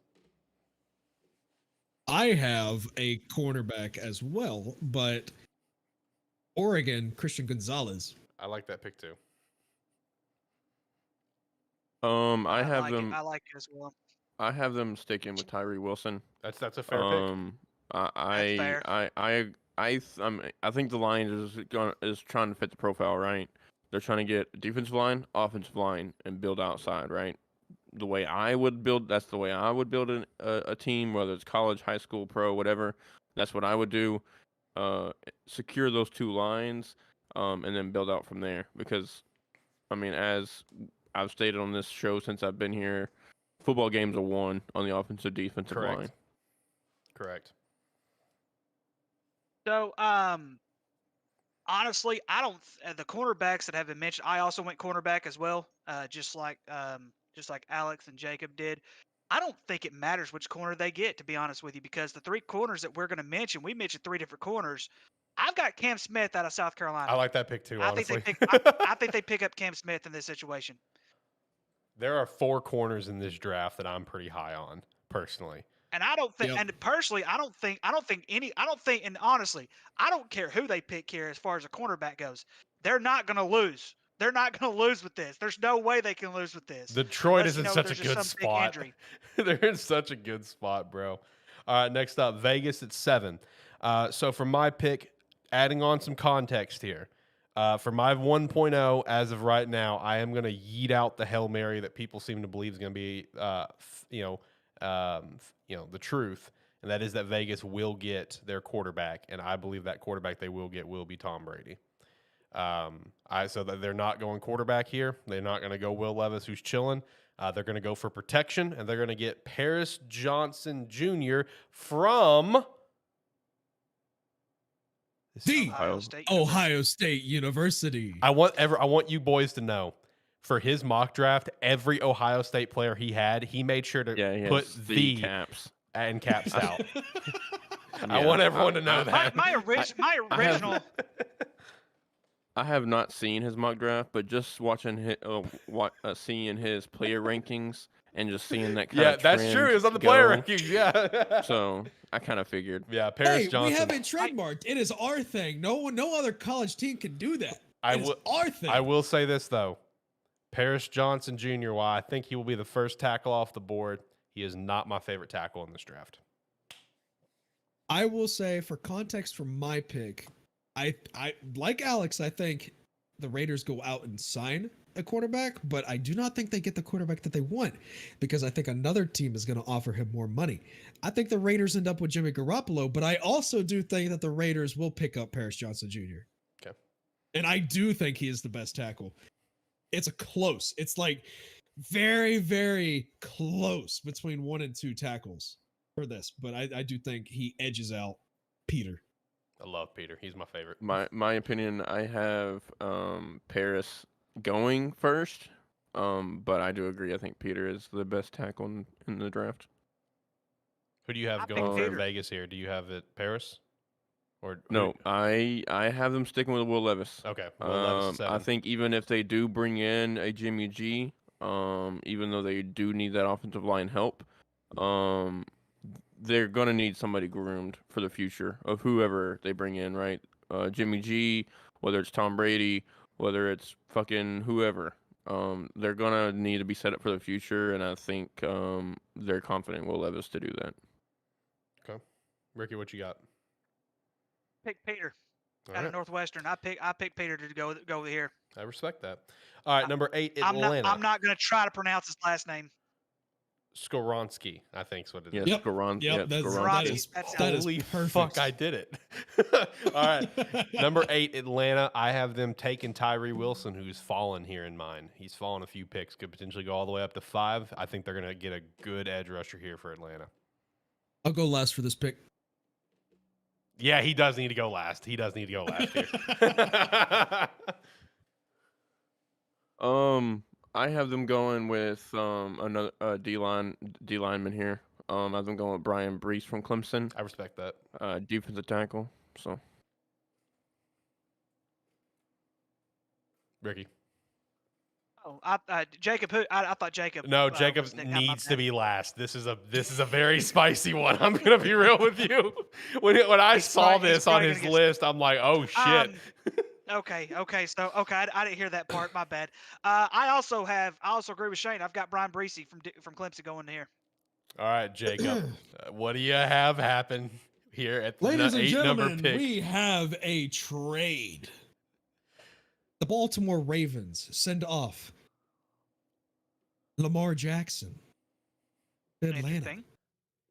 Baltimore gets 8th pick, the 44th pick, the 2024 first and second round, and defensive tackle Grady Jarrett. And with the 8th pick in the NFL draft, the Baltimore Ravens select the best quarterback, NFL ready quarterback in the draft, Will Levis. Spicy. Very spicy top to bottom. Yeah, very spicy. I like it though. I think it's pretty. I think it's cool. I'm here for it. If this happens, I'm never doing one of these draft boards again. I'm just gonna go with whatever Jacob says. I'm just gonna tell Jacob. I'm gonna tell Jacob, send me your draft board because that's what I'm going with. I'm going with all these picks. Even I don't care if you go in and be like, well, the Green Bay Packers are gonna send him packing. I don't know, to the New York Giants, so that way they can get Daniel Jones up to the Green Bay Packer area because they want him up real bad. And there's a farm out there that he owns anyway. You know what? I don't care what it is. If this happens, I want your draft board next year. I'm not doing a draft board. I'm telling you right now, it's not gonna happen. Man, Listen, spicy. I'll make you a bet, Jacob. If you get that right, down to the picks, me personally will fly you out and take you to a game in Dallas of your fucking choice. Ooh, Oh shit! okay. Oh shit! That's a deal. So Shane, my board and his board are gonna be the same. Do I get that same deal? All right. Number 9, I have Carolina. I have them getting lucky here with the quarterback falling down. Will Levis. Carolina's gonna snag their guy. Well, I I know. have Carolina. Oh shit! I Yep. have Carolina kind Oh, of reaching shit. here. I have them reaching for Anthony Richardson. And hey, listen, it's not me. I just think the Carolina front office is dumb as fuck. He needs to clarify that. Listen, I actually agree with Jacob. Like I said, I think I may have said this before the show. I've heard things in Carolina from Carolina, not personally, of course, but from like reports from other reporters saying that their front office likes Anthony Richardson a lot, and I also have them taking Anthony Richardson. I bet they here with think the he's ninth gonna be pick. Cam Newton I just- 2.0. I honestly think they see what happened with Josh Allen when a team took just complete raw talent and turned them into what he is now, and I think Carolina's dumb enough to think they could do that with Anthony Richardson. Jesus Christ. I also have Carolina getting a quarterback, but it's not who any of you think would probably that it would be. I think they roll the dice and get Hendon Hooker. I think- Ooh. Here's the reason why. Hendon Hooker, in my opinion, was the best quarterback in college football in the past 2 years. To me, by far, if you go by the statistics that go in front of your face, he was by far the best quarterback in the last 2 years. And I know his injuries have played a really big plague. I could be totally wrong here. I'm probably going to be totally wrong here. But the simple fact is that, he does have a pretty serious injury. But if they go by the raw talent that he does have, and if they get hit their medical team on him, whatever the case may be, I think there's a potential chance, as stupid as they are, hopefully they'll figure out how to make a smart decision about this. But I think they could roll the dice and go and pull the trigger and get Hendon Hooker. I respect that. I love Hendon, man. He's one of my favorite quarterbacks in this draft, and I'm gonna say it right now: wherever he goes in the draft, the team's getting a fucking steal. And Yes, they are. and if I was a team, Yes, they I would are. 100% snag him as early as I possibly can. Personally, Yep. like that's my opinion because, like, he's got to go through rehab and stuff. Rehab is already going great for him. He's set to start, I think, running full speed again. I think, in a month, I think is what he said in an interview. Yeah, he said sometime in March. But also, like, I mean, I got to look at it like this. Hey, I'm a fucking NFL franchise. We have some of the top tier medical facilities on the fucking planet. Like, hey, you need to, let's continue to make your rehab get even better. You know what I mean? So Hendon Hooker's he's gonna have a great career, and I'm here for it. 10th overall pick, Philadelphia. There was some kind of thought in my brain, like, will they trade down here maybe? But at the same time, like, why the fuck would they? They're already fucking amazing. Let's keep getting better. Let's keep getting better. And let's keep getting better in the secondary. They're already great. Let's add on to it. Christian Gonzalez, cornerback from Oregon. I got them taking a guy who fell right into their laps, Tyree Wilson from Texas State. That's if he's there. Yeah. I have them taking the second best tackle in the draft, Paris Johnson Jr. Okay. So,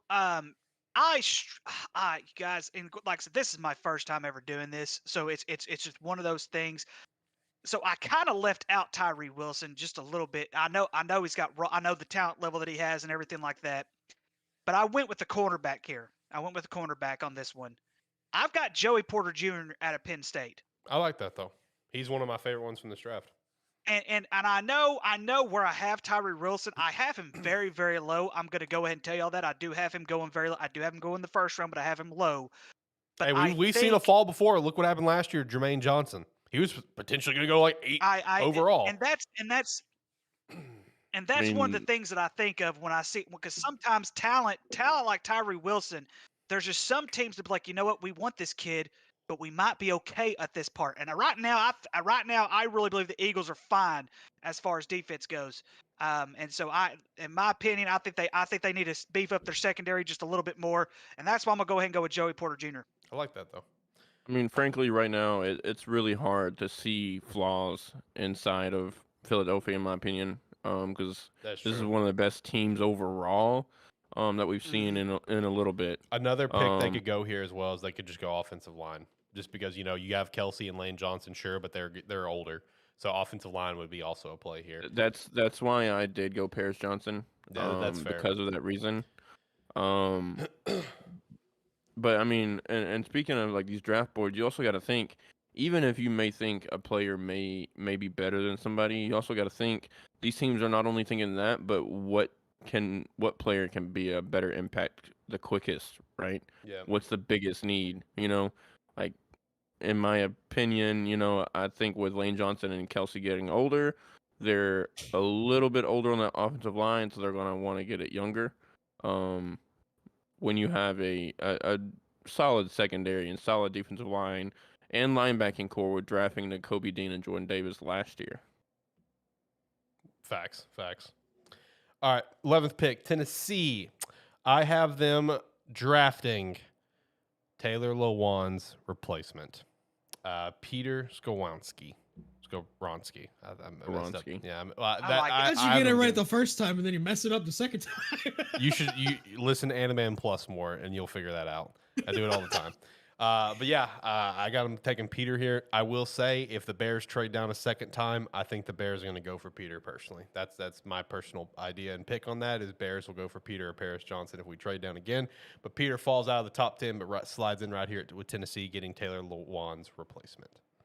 I think Tennessee will be in the back of their mind. If there's any good quarterback right here, they might want to take a quarterback to replace Tannehill. Yes. If any of the main three are here, they're taking a quarterback. Yeah, but I think since all the main three are gone by this point, I think they're going to wait until the later rounds and they're going to trade for a quarterback. And I think that quarterback's going to be Trey Lance. Right here, I think Tennessee's going to take Peter Skoronski. I agree. I have them also taking Peter Skoronski, but as far as that, honestly, I would take Malik Willis right now. Just from raw talent standpoint, I would take him over Trey Lance. So why I don't see that trade helping them. Them taking Paris Johnson Jr. Okay. 12th pick, Houston. So for this pick, I got Houston looking around the room. I got Houston looking around the NFL, seeing how this whole mindset goes for a couple other teams that have this same thing going on. And I think they're going to try to emulate the magic that they have in a couple situations such as Miami, Philly, and Cincinnati. And they're going to go for a nice little QB wide receiver combo. They're going to get Jackson Smith. I don't know his other part of his last name. I'm sorry. And Jigba. Thank you. They're going to go for Jackson. CJ and Jackson. CJ and Jackson will be their first round draft picks. Try to emulate the same thing Cincinnati and Philly and Miami's gotten with that QB wide receiver college connection. I was going to do that, but I think Quentin Johnson's the best, if not top 2 receiver in the league in the draft right now. So I actually have them getting Quentin Johnson here, but it will not surprise me if they do go with Jackson Smith to like you said, do what Cincinnati and Philadelphia and Miami has all done with connections from college. See, I do think that Houston will go with a wide receiver here to help CJ Stroud, but the word is that the Houston front office is really, really high on Quentin Johnson right Yeah, now. And I think Quentin that's who Johnson they was take. my original pick here.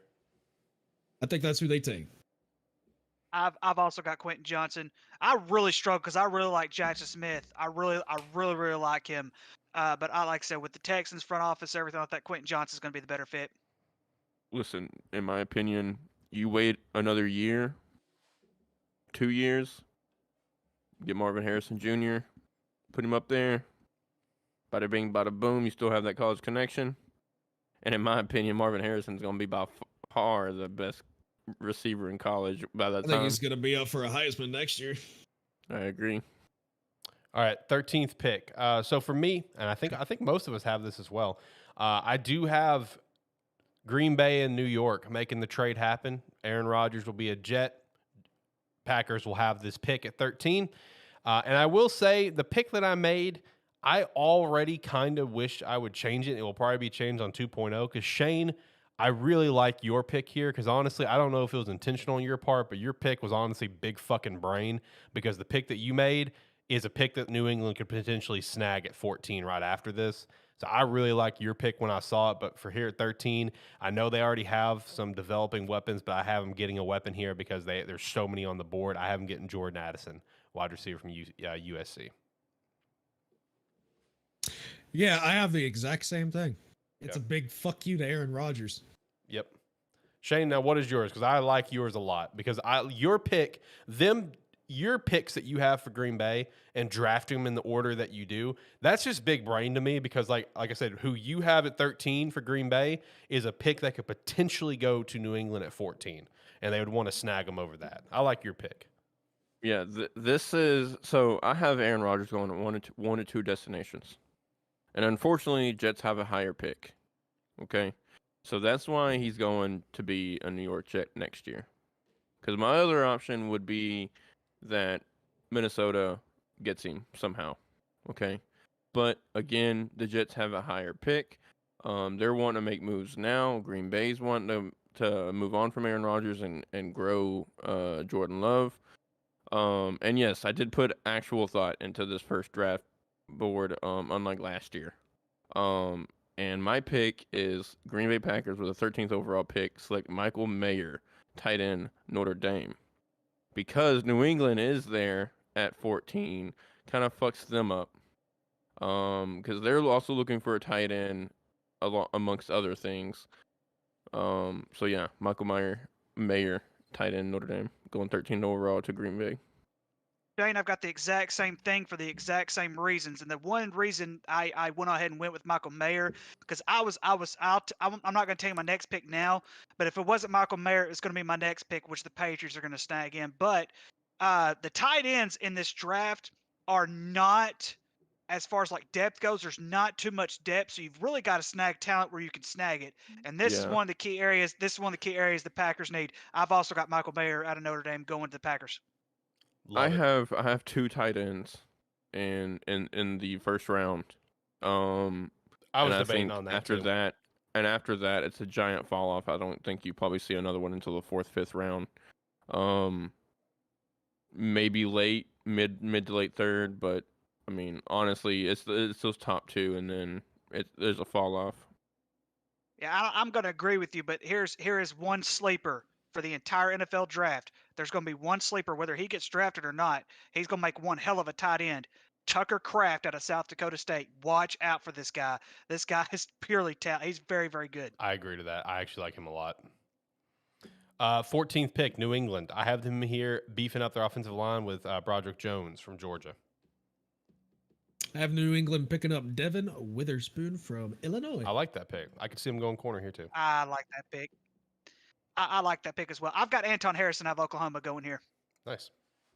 I have them going defensive line, Lucas Van, or is Vaughn. it Van or Vaughn? I think Vaughn Ness Vaughn from okay. Iowa. Okay. 15th pick, Green Bay again. I have him beefing up the D line a little bit here with Brian Brees from Clemson, who fell this far. I have them going offense yet again and getting an offensive tackle, Broderick Jones. Good pick.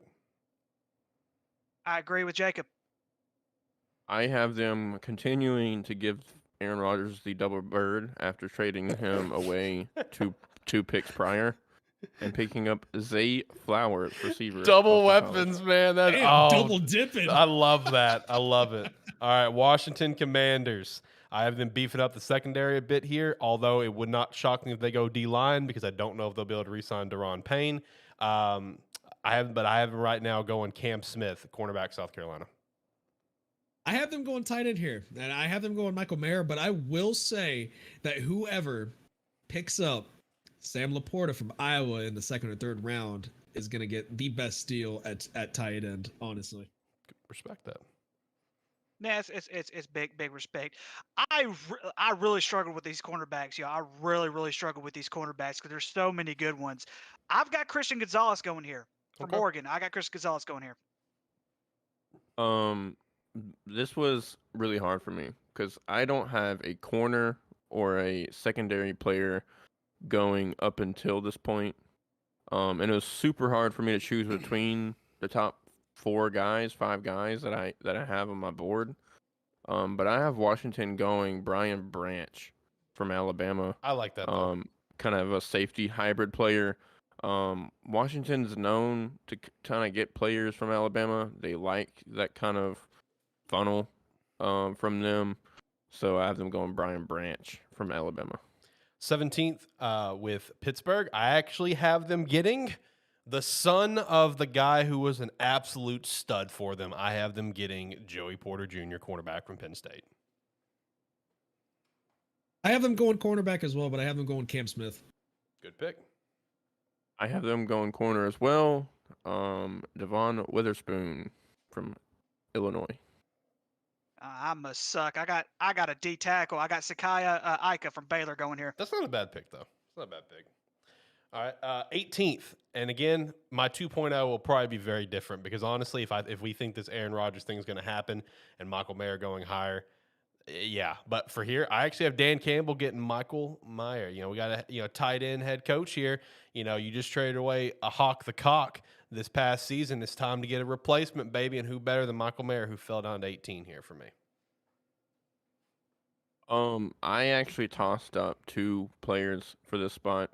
A corner or what my opinion is the best tight end in the draft, and Dalton Kincaid. But I do have them going corner, Christian Gonzalez. I like how we all have different top tight ends in our minds. I have the Detroit Lions going D tackle here from Clemson, Brian Breesy. Okay. I like that pick. I have the Lions going wide receiver. This is where I put Jackson Smith, however you say his Jackson Smith Njigba. I mean, look, if he's there at this point, I could definitely see it. I mean, honestly, and got to think for a sec, boys, on mine. There's still one receiver that I have not named yet. One of the bigger names being Quentin Johnson is falling for me right now. So, I mean, it wouldn't shock me if a team just said, fuck it, we'll go ahead and snag him. Tampa Bay at 19, I have them beefing up the O-line because they desperately need it, the interior line, especially probably the only interior lineman that will go in the first round, Osiris Torrance from Florida.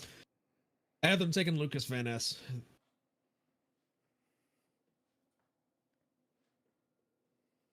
I like it. So, I will probably definitely, and 2.0, I will probably not have this pick in my 2.0. I've got the Buccaneers taking C.J. Stroud. Oh, shit, yeah, he hadn't been taken for you. I just realized that. Damn! He has not been taken from me. I'm telling you guys, I don't think he goes high up. That's just my opinion. I'm curious to hear your reasoning. I could be totally wrong. No more Tom Brady. You got to get a quarterback. Will Levis is going to be gone. I'm curious to hear your reasoning that a 2-time Heisman candidate falls this far.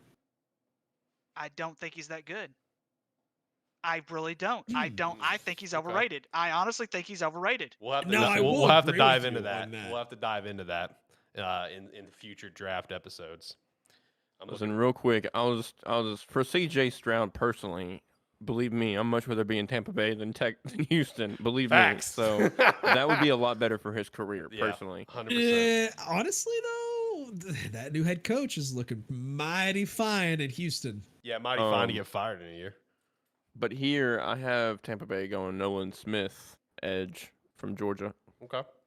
Number 20, Seattle back up again. There's a couple of different ways they can go here, but in my opinion, one of the best safeties on the board is here. Why not fucking get him? Brian Branch from Alabama. I got them going cornerback here from Georgia, Keely Ringo. If he's still there, I've got Tyree Wilson. This is where I put Tyree Wilson on the board. Okay. I have Anton Harrison, offensive tackle from Oklahoma. Hey, no wrong with that. They just got Charles Cross, I think, Nothing wrong adding with that. another one. Oh, battles won in the trenches, baby. All right, Chargers, number 21 pick. Antoine Harrison, offensive tackle from Oklahoma for me. Pair him on the other side of Rashawn Slater. I got them getting another offensive weapon in Zay Flowers from Boston College. Okay. I have them go. Oh, go ahead, Ricky. Oh, no, you're good. I have them beefing up that interior line. I mean, that's been a big concern for the last 2 years.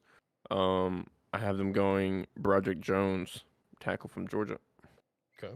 Okay. I have them going offensive tackle as well. I've got Jalen Duncan out of Maryland. Okay. Okay. Number 22, Baltimore. Finally off the board here for me. Quentin Johnson getting a good weapon in Baltimore.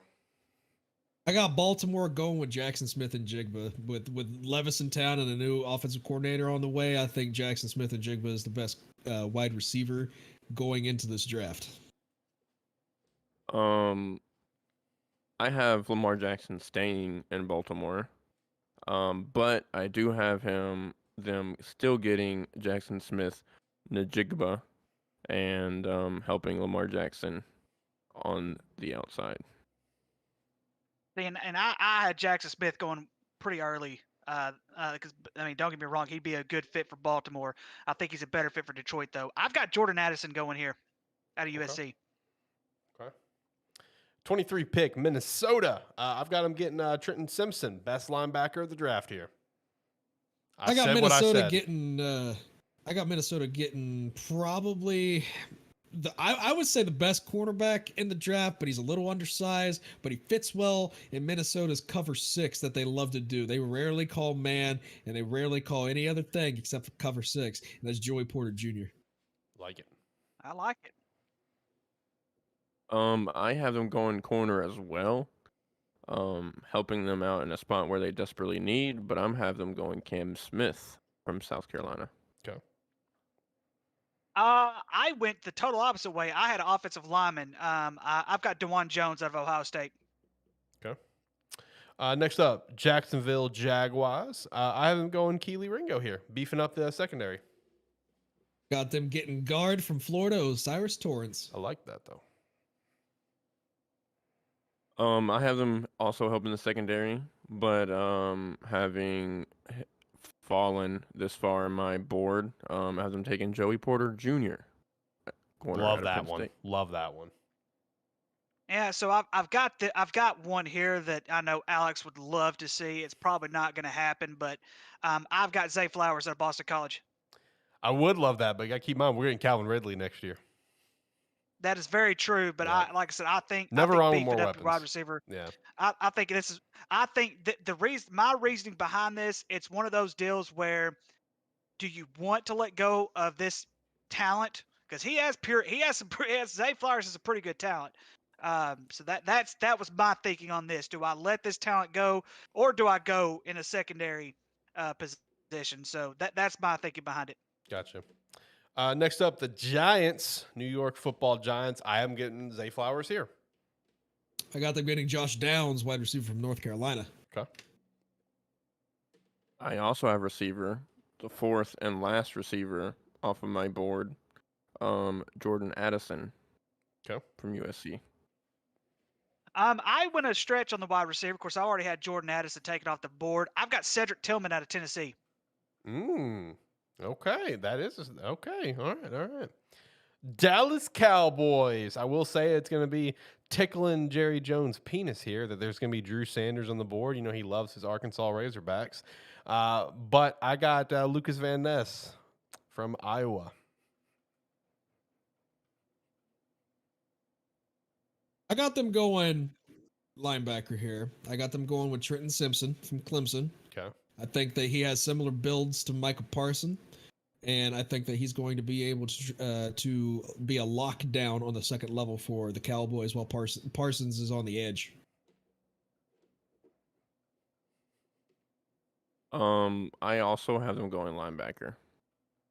And I like the Drew Sanders pick here, but at the end of the day, Drew Sanders is a smaller kind of guy. He can't really play inside that well. He is an edge type guy, but you already have a Michael Parsons there.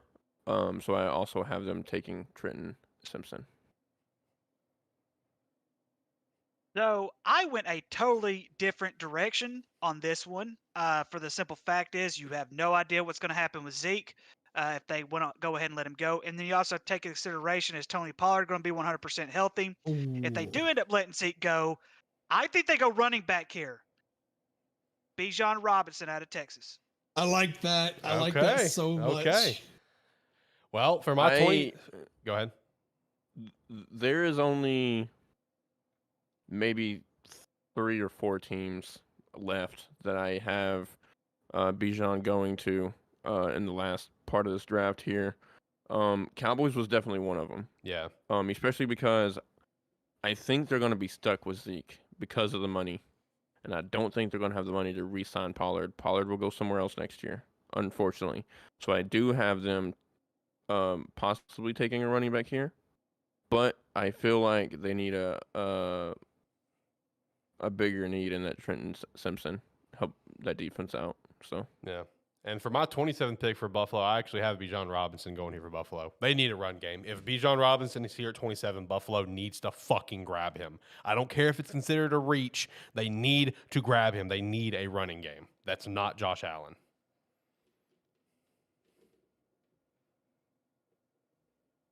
Yeah, I got Buffalo also taking Bijan Robinson. Although I can really see them taking Mohamed Ibrahim from Minnesota because I think he fits their scheme better. Okay. that definitely went into my thought here. That's why I have Buffalo getting Osiris Torrance, offensive lineman from Florida. Okay. Yeah, I agree with you, Alex. If Bijan is still here, I think Buffalo will snag him. But I'm going to assume that the Cowboys are going to be smart about their draft this year and actually pick him up. So I've got Jahmyr Gibbs out of Alabama. Okay. 28th pick, Cincinnati. I got them going with Nolan Smith here. I know they need to go offensive line, but all the best ones that are really first-round grades are here, and I feel like anyone you get from here may be a little bit of a reach. There are some other candidates that could get picked here, like Cody from North Dakota State, and there's a couple others, but I feel like they're going to, maybe go edge rush here. One of the best edge rush still on the board. I got them picking Cody Mouse from North Dakota State because I honestly think he might be a hidden gem. That's fair. I have the Bengals getting Antonio Johnson, safety from Texas A&M. Okay. I also have them getting Antonio Johnson. Okay. 29th pick. We didn't even talk about this because honestly we didn't have time to get to it. But of course, Sean Payton is now the head coach of the Denver Broncos. So that means New Orleans does have this pick, and Jacob even called out in his mock draft weeks, like a week and a half ago, he had that already lined up. So for the 29th pick with New Orleans Saints, I have him getting Shikai Ika, I think is how you pronounce his name, defensive lineman from Baylor. I will second that. Okay. I will say if you saw the first picture that I sent, Yep. I did have Green Bay, or not Green Bay, Denver taking him here. Yep. But I think a guy just below him won in the rankings that the Saints may like a little bit better. Homegrown guy, BJ Ojulari from LSU. So I did not change my pick. I meant to change it before I submitted it again. I meant to change the whole thing because originally I had the Broncos taking Drew Sanders here. With the Saints, I think I'll go with Keelan White out of Georgia Tech. Okay. 30th pick, So this, of course, is not set in stone. It's going to depend on the Super Bowl. But as of now, I got KC losing the Super Bowl, and I have them beefing up their secondary with Antonio Johnson from Texas A&M because they need secondary help. I got them picking up B.J. Ojulari Good pick. from LSU.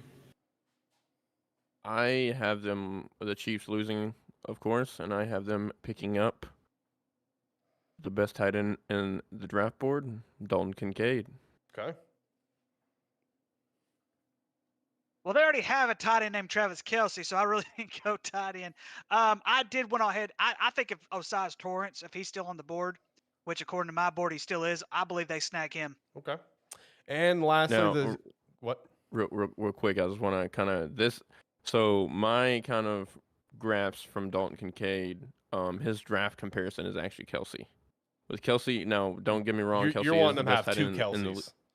in the league Yeah, right but now. you got to get back up. Yeah. Yeah.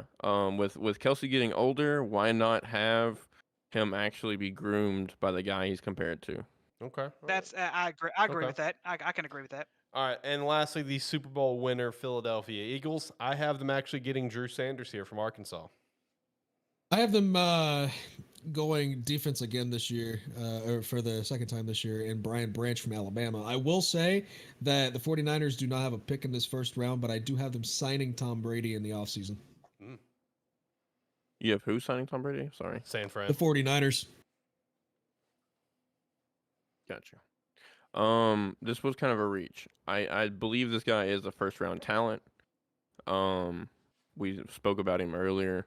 I have him, the Eagles taking Bijan Robinson to have a massive backfield with him and Miles Sanders. Okay. That's about to say I like it as well. I went with Luke Weipler. I don't like that pick, but I figured why not? It's an offensive lineman. Okay. And the I last will change that pick. And the last little note for me is obviously I did not have Anthony Richardson going in the first round. I believe it is all smoke and nonsense. I truthfully do. I believe it will be a situation of last year of 2022 draft. I really do. I don't think a team there might be one or two teams that might get a little gun happy with it, but I do think teams will come to their senses and not take him in the first round. But, that could obviously change depending on how pro days and combine goes. But as of now, no AR-15 in the first round. So yeah, mock draft 1.0 is locked in. We'll be posting it over at Twitter at TerribleFB Show and our respective Twitters if we want. It's up to you boys, as well as the website sparky3.com. You can sign up for free. They're signing $5 a month. And honestly, if you boys want to post them in the Discord, feel free to post them there as well. I sent you all you guys the picture, so you guys can do that if you'd like. Make sure to join the Discord. You can come chat with us. We're going to wrap the show because apparently I've had food ready for like 20 minutes and I've been getting yelled at because food is like done and plated. It didn't last an hour and a half. The draft board only lasted about 47 minutes. Yeah. So. Yeah. Well, we'll definitely get to have more time to go more in depth for draft stuff once Super Bowl's done. So I'm really looking forward to that. But boys, last thoughts. I'm excited for season 3. Yeah, season 3 is about to be here for this show. This is some of my favorite time of the year when on my free time I get to just watch tape and stats and combine stuff on these players and really get to know them. Because I'm going to be honest with you, this year and last year I haven't had time to watch a lot of football. So this is kind of the time on my free time that I get to do that and kind of catch up on what these guys can do on the field. So, Jacob, Ricky, got anything? I can't wait to go see a Cowboys game. Listen, now I did say that trade exactly has to happen. Like exactly how you have it. Oh, it will. He's confident. He's confident. Ricky, got anything? Yeah, I'm gonna come up with my 2.0. I'm gonna come up with some weird draft situation like Jacob did, and hopefully one of you guys will make a bet with me. Hey, I've been right so far in this offseason with the Cowboys and with the trade. If you want the best chance of that happening, you are 2 for. Yeah. You are 3 for 3, my friend. Yeah, you are 3 for 3. No, I will say I don't doubt that it could happen, but exactly how he said it with the picks and everything. Come on, Didn't you put it like a 7th round pick? Did you say like a 7th round pick as well? I said Baltimore gets the 8th pick, the 44th pick, the 1st and 2nd round pick for next year, and defensive tackle Grady Jarrett. if this happens, Legendary. I swear, you're sending me your board and I'm putting my name on it. Ricky's never messing with it again. He's just like, hey, just let me. Never. Yeah, it's like, let me done. have yours. It's done. It's done. Now, Rick, if you want the best And- chance for something wild to get a bet out of it, I guess do something wild with the Bears, and I'll definitely make a bet with you. You'll definitely get something out of me if you go really outlandish with it. I got you. I got you. All right, well, Yeah, we're going to wrap I'll up. We'll be back next week, of course. Looking forward to it leading up to Super Bowl week. Until next time, guys, have a good one. Later.